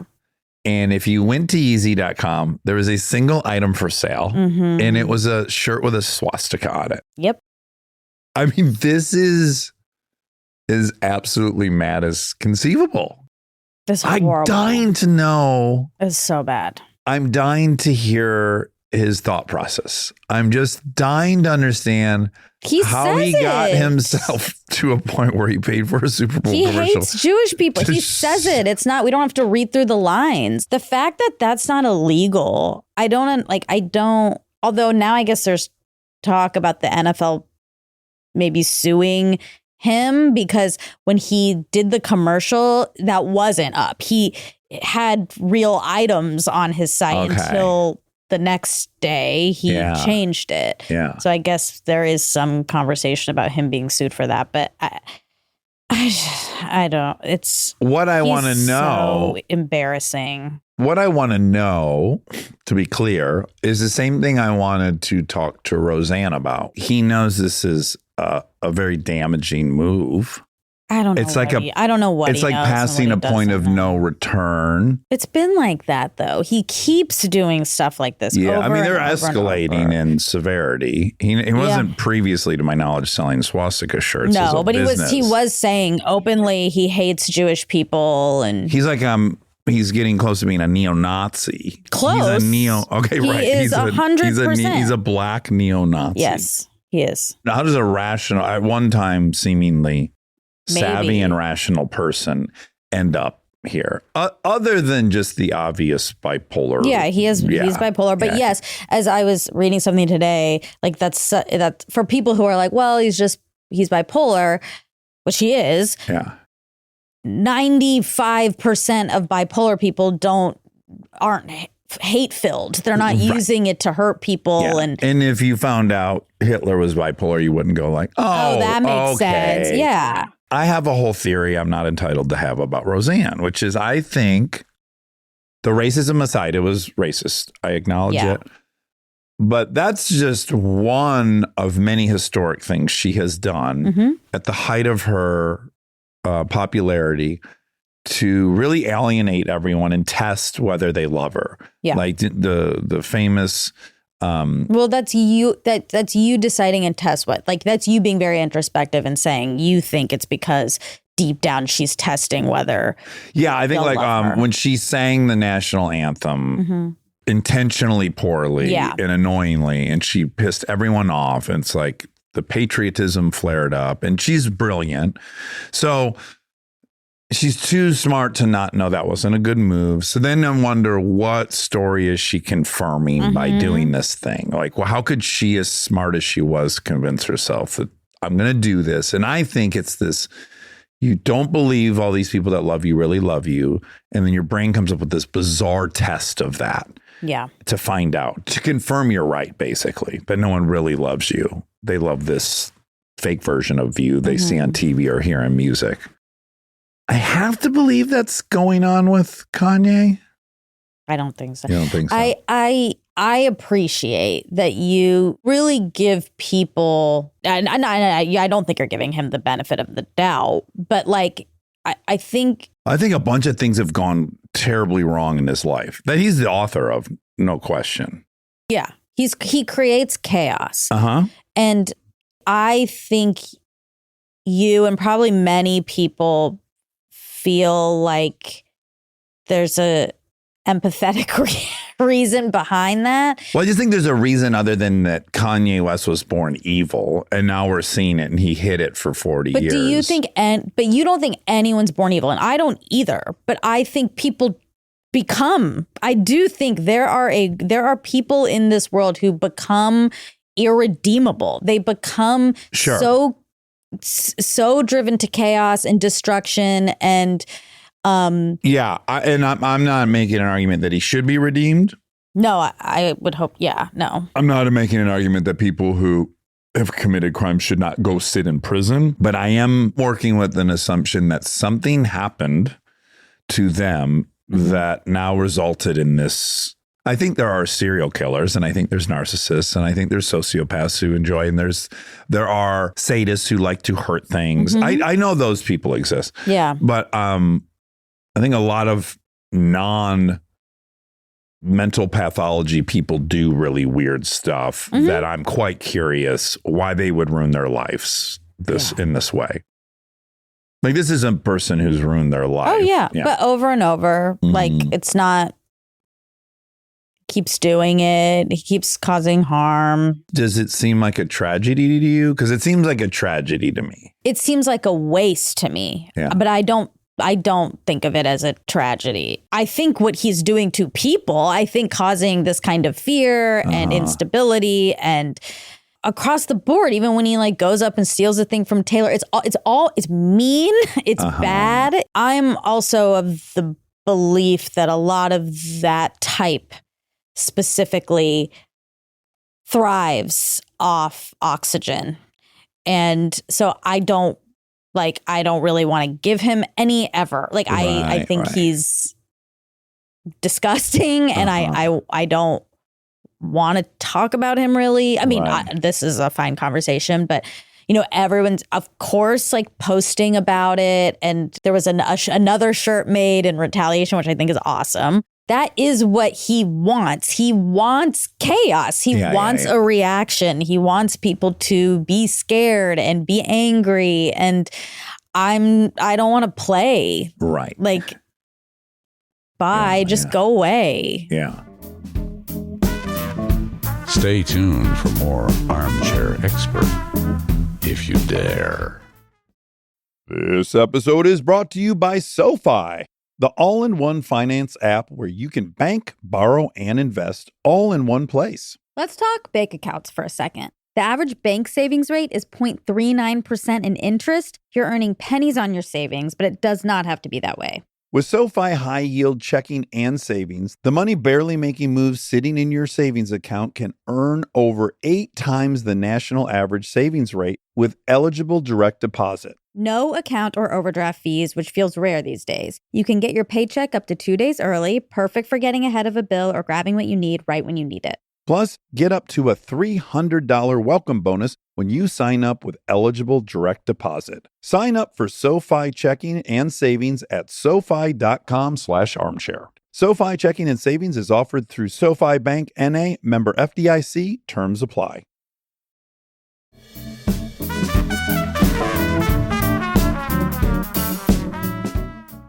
Do you think he's sold any? I don't know. Well, it's gone now. Oh, it is? Yeah, Shopify took it down. Okay. Let's just say it's a historic public meltdown for the ages. I mean, this is one of the most bizarre things. But it's not that bizarre because it's been such a long, he's been escalating to this for so long. I mean, there was a period where he was just writing incredible music. A long time ago. Came up with some of the greatest Jay-Z songs with him. Like, there was some period where he was just a volcano of incredible creativity. He was. But we also don't know who he was back then. Like, no, when I watched the doc about him before he got really crazy, what I saw is a guy who had some very deep social challenges his whole life. I think he's been very atypical as a person. I think so too. You know what part of the problem is? I can admit. Mm-hmm. I so can't relate to hating Jewish people. It seems like the dumbest thing to me. Yeah. And so it's so cuckoo that I wonder, how does one get themselves there? I hear you. And that's me too. I'm like, I don't even understand this. Right. But 6 million of them were killed because someone didn't like them. One person who created such a massive revolution that like 6 million of them were killed. So it sounds cuckoo, and then that is also reality we're living in. There's a huge history of it. Even before they killed them, they weren't allowed to participate in most of the economy. Yeah, I think they've been very poorly treated for hundreds and hundreds of years. Yeah, there's an underestimation of making a group the scapegoat of a problem. Yeah. And how really bad that can get. When you have poor white people living in the same city with poor black people and poor Latinos, we see the lack of resources and the competition that's definitely going to file into these in-groups. It's kind of quite predictable. Like, it's a bunch of people in scarcity blaming one another for their scarcity makes a lot of sense. I'm not even sure where you're interacting in that circle. Like, you're not thinking Jewish people have taken your jobs. You're not thinking like all these other things that perpetuate that kind of inner city poor stereotyping and racism. Yeah. It's just like they're not going to jail a lot. There's not like, I'm not even sure. They're they control the media. There's narratives. I mean, they're ridiculous, but there are narratives that get built about. That's why I'm so allergic to any stereotype, whether it's good or bad, because you don't know what the good ones. No, because it's I like the good ones. As soon as you start doing massive generalizations, it's Indians slippery. have really great hair. No, only me. Yeah. Yeah, it's just. It is. I've been not really paying on purpose too much attention to what has been going on in the world. It does feel a little irresponsible. Like I'm trying to figure out the line of complete ignoring and keeping my sanity. Yeah. I haven't really found it yet, so I'm sort of not partaking at all. But yeah, things make your way to you, and it is scary. I mean, it's just that, and then to circle back to a little bit is, oh my God, it's so crazy. He put this T-shirt up. It's not that crazy because permission has been granted by our most elite in charge to say whatever the fuck you want to say, to do whatever the fuck you want to do. Elon is doing a Hail Hitler that was at our United States inauguration. So, I'm just saying, like, it's not out of nowhere that someone crazy like that is going to feel like, well, now is the time I can put my T-shirt up. Okay. Well, speaking of stereotypes, Walton. Oh, Walton Goggins. Shout out to Georgia Southern, a school near where I grew up. How far? 60 miles? Oh, I don't know about miles. Probably further because Atlanta's really in the middle. So if it's called Southern, it's got to be closer to Florida, no? No, it's in the Georgia, the Atlanta area? Well, it's in Georgia. Right, but is it in southern Georgia? Yeah. Okay, closer to Florida. I guess. I would imagine. I guess I've never thought of it as closer to Florida, but yeah. That's to the south of you. Let's find out how far it is from my parents' house. Great. I'm going to use maps for that. Okay, good. Okay. It's 3 hours and 28 minutes. Okay. So more than 60 miles. 150, 160? Yeah. 180? It's 231 miles. Whoa, that's very far. Wow. From my parents. From your parents. So it must really be on that border. It's Florida here. Almost. It's here. And that's Savannah on the coast there. Okay. So it's a bit east and south from Atlanta. So but it's pretty close to Jacksonville, yeah. Yeah, not too far. Not too bad. Not too far. You could be there for a lunch appointment if you had to. Oh, wow. Get some fresh oranges. I had a lot of friends who went there. Did you guys would drive to Disney World, obviously, right? Yeah. You were very close. Yeah, we would. Or about 8 6 hours. Okay. At the speed your father drove. It was 8 hours. I think I could do it in 5. Let me put it in. Disney World. 6 hours, 55 minutes. Okay. 472 miles. Okay. I'm sure you guys had to stop. I know what it's like. Yeah, we had to stop. We couldn't go more than 60 damn miles this summer in Europe. Okay, Tortuga. Yes, Spanish word for turtle. Oh, what's a great word. It is. Yeah. His earliest memories are in Decatur. My mom worked at Decatur Federal Bank. That was one of her first jobs. Okay. How long did she serve? I thank her for her service too. Me too. Yeah. I don't know. Okay. Okay. An annulment. Yes. How does an annulment work? Okay. An annulment is a legal ruling that ends a marriage by declaring it invalid. It makes the marriage null and void as if it never happened. Here are the criteria. Fraud. If one spouse tricked the other into marriage. Yeah. Coercion. If one spouse was forced into the marriage. Okay. Mental incapacity. That's really bad. Hard to That's prove. Ding, ding, ding. Kanye's wife. Oh, okay. They could get an annulment. if one spouse was not mentally capable of marrying. Physical inability, if one spouse is unable to consummate the marriage. Yeah. This is interesting. Yeah, you were against this and I was for this. I know, I'm against it. Because you can't, if someone marries you and they can't perform sex with you, you needed to say that ahead of time, because you can't just surprise someone and say, guess what, sex won't be a part of this marriage. You can go, well, then that's obviously the understanding was there would be sex. But what if you are married, you're having sex? Yeah. And then it's been consummated. Yeah, it has been consummated. Yeah. Oh, is consummate just the first time? Yeah. Oh, so it's not like then in 2 months. It's like you get married and a year later, you still haven't had sex. Well, what if you have sex and then you stop being able to? Some men have that issue. Right. So then can you annul after like a year and a half? It sounds like consummated is a very operative word. Okay. In this. Yeah. So it sounds like never had sex. Okay. That's fair. You need to tell someone up front about that. What if you don't know? What if you've had sex with other people and then for some reason with this person, you just can't You should get your perform? marriage annulled and find a partner you can have sex with. That's my suggestion there for both parties. What about if Fraud? There was fraud. Fraud was listed in the divorce, in the annulment with Kenny Chesney. Renee Zellweger. And Renee Zellweger. But what happened? I know. That's the great curiosity. What was fraudulent about what he was promising? Or her? I think she cited fraud. Oh. If memory serves me. Okay. This has been a very gossipy, extra inside Hollywood edition. Yeah. Incest, if the marriage between people who are too closely related by blood. I agree with that one. Cousins, though? I agree. Wait, you don't think cousins can get married? No. Oh, you don't?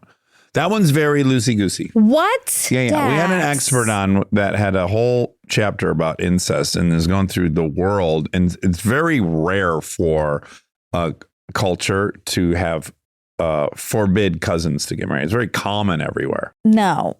Cousins, you mean like second and third and fourth? I don't want to marry any of my cousins. Right. But I could also imagine never even meeting your cousin. I haven't met some of mine, but I don't want to marry them. What if you met them and you meet them for the first time at 37? Yeah. And they're gorgeous. Great. Let's get married. Great. Right? Meet me at the chapel. Yeah. No, that's so This is a Jonathan Haidt thing. Cyclopses. No, so that's a little exaggerated. Well, it's not between siblings, but it still can when it's too close, it's not good. yeah, but That's science. this was a part of the book you chapter. can't remember. I want to say it might have been Paul Bloom the last time I read his thing. I think it's been a little exaggerated, the genetic risk of cousins. I don't want to be with my cousins, but I don't think I care if other cousins are together. Really? I don't think I do. I have to make myself care. I don't. I guess people can do what they want. I mean, it's very common throughout the world. It's almost preferred. No, it's a lot not. of places it's preferred. No, it's not. Okay, bigamy. If one spouse was already married to someone else, that feels fair. Yeah. Bigamy is the only one we can come together on. That's you and sad. I? Yeah. Well, mental incapacity, right? And physical. Yeah, we don't. And coercion. And coercion and what one don't we? It's just consummation. Incest. And cousins. Consummation, because consummation is physical. Yeah, I know. I'm on the fence about that. I can't believe you're on the fence about that. Why get married? Be friends. What if you're in? Because love is more than sex and friends. No, sexual love is romantic love, and you get married. And then you have friendships that are loving and supportive. You could be roommates. That's great. But entering into the romantic bond of marriage with no attraction to the person or interest in it being sexual with them, I think is a deal breaker. That's a total deal breaker. No, hold on. I want to be very clear. If you're asexual, I honor that. And you said to the person, I'm asexual. I don't ever want to have sex. Yeah. Great. And that person's like, cool, I don't either. Go crazy. Right. But no, But you really need to declare that. Okay. That can't be a surprise. Okay. I want to pivot this a little bit. You put sexual love and romantic love in the same bucket. You call that the same Those are bucket, synonymous, right? yes. For you, those are synonymous. Yes. That's interesting. Oh, is it? Yeah. You think that's I novel? think there are 3 buckets. I think there's sexual attraction, Okay. romantic love, and then friendship love. Why would romantic love be different than the sexual bucket? Because who would you be romantically in love with that you didn't want to have sex with? You would just be in love with them as a friend. no, like I think maybe this is gendered, but I think for a lot of women, not me because I'm not married, but I could see this. I could see over time being less sexually attracted. I mean, this happens in every marriage, right? You become like less sexually attracted to your marriage partner. Yeah. But you're still romantically in love with them. You love them in a way you don't love your friends. Yes, but you had a sexual relationship that has slowed down, as opposed to you were never intending to have a sexual relationship, and sex was never going to be a part of this. I guess I'm just saying, to me, they're 3 buckets. They're not like loving someone romantically or loving a partner apart from sex is a different kind of love and care and then a love for a friend. For me, for you, no, this is kind of interesting. Yeah, I think I'm either I want a romantic love with a woman or I want a friendship love with them. There's no third bucket for me. And considering love, lust, sure, there's people I would love to have sex with that I would not want to hang out with, which is kind of gendered, generally speaking. But yeah, there's no one that I would want a romantic relationship with that I wouldn't want to have sex with. Wouldn't happen. Right. Then they would just be a friend. And I wouldn't marry them. Yeah. You want to marry a friend No. and have no sex. No, I did not. And not justify an annulment if they ask for it. I did not say that. I didn't say that. I just think romantic love is different than sexual attraction. Obviously, you want both in your husband. Like romantic or love wife. is wanting to kiss the person's lips. Yeah, that's fun. Yeah, that's the same thing as sexual attraction. But those aren't different things to me. But over time, like there's no one I want to kiss really bad, but then don't want to have sex with.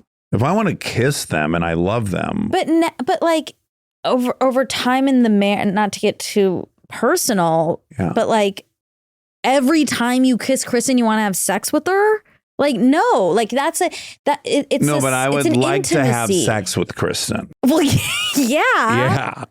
Right. And if I didn't want to have sex with her, that would be an issue. But if you didn't want to have sex, let's say like now, after so many years, you stopped really wanting to have sex with her, but you would still love her romantically in a way that is different than how you love. Yeah, I think comparing something 20 years out and week 1, no one's getting a marriage annulled after 20 years.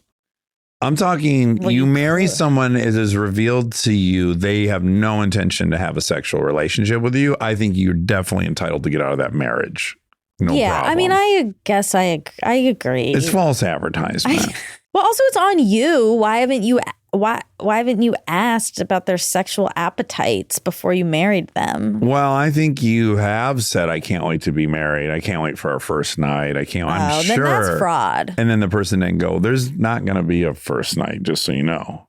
Because I don't want to have sex with you because I'm not romantically attracted to you. What if they want to really bad, but they just can't? Meaning they can't get an erection? Yeah. Again, if you are not able to ever get an erection and have sex with your wife, then I think your wife's entitled to be with someone who can. I am sorry. It's already a bummer for you. It shouldn't also be a bummer for that person. Okay, what if a couple was waiting to have sex until they got married? Yeah. And then they both were really horny. He could get it up. Yeah. She could get it in. Yeah, yeah. But then on the night of the wedding, his dick gets cut off by a stranger. A robber comes in and he starts attacking, and the robber cuts his dick off and leaves. It's still not fraud because you didn't false advertise. Right. Someone cut your dick off. Yeah. Someone cuts my dick off, I'm still going to put a lot of energy into making sure Kristen's still having lots of sexual experiences. But not sexual intercourse. With my penis? No, because it's consummate. gone. It's gone. That's called consummate. Okay, so it's on the actual day of the wedding. Yeah. I mean, that's quite complicated. Okay. And I don't know if we have a single case of that ever happening. Okay, well. But if that happened, that would be up to the gal to decide if she wanted to never have sex the rest of her life. Yeah. Or if she decided she does want to have sex, then what arrangement could they work out where she could still have sex and they could still be married? Do you think most men would allow her to? No, most men are very jealous I and know. terrified. Yeah. That's the thing. They would not allow her to go have sex with I would other for sure. And I would almost insist on it. She know. probably might even She'd be like, want "Can you to. stop?" Yeah, I know. It would probably be a thing. Yeah. You're like, you can't go your whole life. It's not your fault that my dick got cut off at the ceremony. Right. Yeah. Little did you know she hired that robber. Oh my God. Because she was asexual the whole time. All right. That's it. But again, someone asexual is going to be upset. I'm not judging you. I'm not talking about you. Two asexual people want to get married and have a non-sex marriage. Or that's an great. asexual person with the sexual person. If that sexual person decides it's fine. Yeah. Good luck to them. Okay, that's up to them. Everyone gets to make their own. Yeah, but everyone's got to be honest. Unless it's incest. Then you just got to be honest. Everyone has to be honest. Yeah. Yeah. If you're not honest, I think you're a bad. You should be able to get out of that. Sure. I understand that. I also just think it's stupid. Like, annulment to me isn't less than a divorce.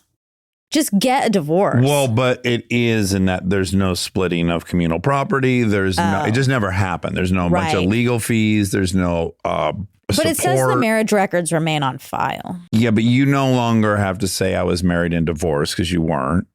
Now that to me is fraudulent. If I married someone and then later and I found out that they had an annulment, they didn't tell me. All I'm saying is you're not a divorcee.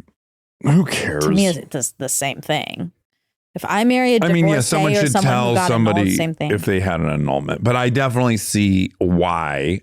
If someone coerced you into wedding, you shouldn't have to go get a divorce and have that be your ex-husband and all these things. No, I think it should be like it never happened. Interesting. You're very religious now. I am very. In his name we pray. Under his eye. Under his eye. All right. That was it. Yeah, that's it. Okay. Okay. God, I don't want you to get an annulment, but it's very fun. Why? Well, just because we just talked about it. And I'm wondering, like what avenue. I don't want to have to go through any of these. What avenue are you going to pursue? That is so mean. Because you have a menu of options. Like, I want this annulled. Which one? Let's hope it's not incest. Ugh. So sad. All right. Love bye. you. Love you.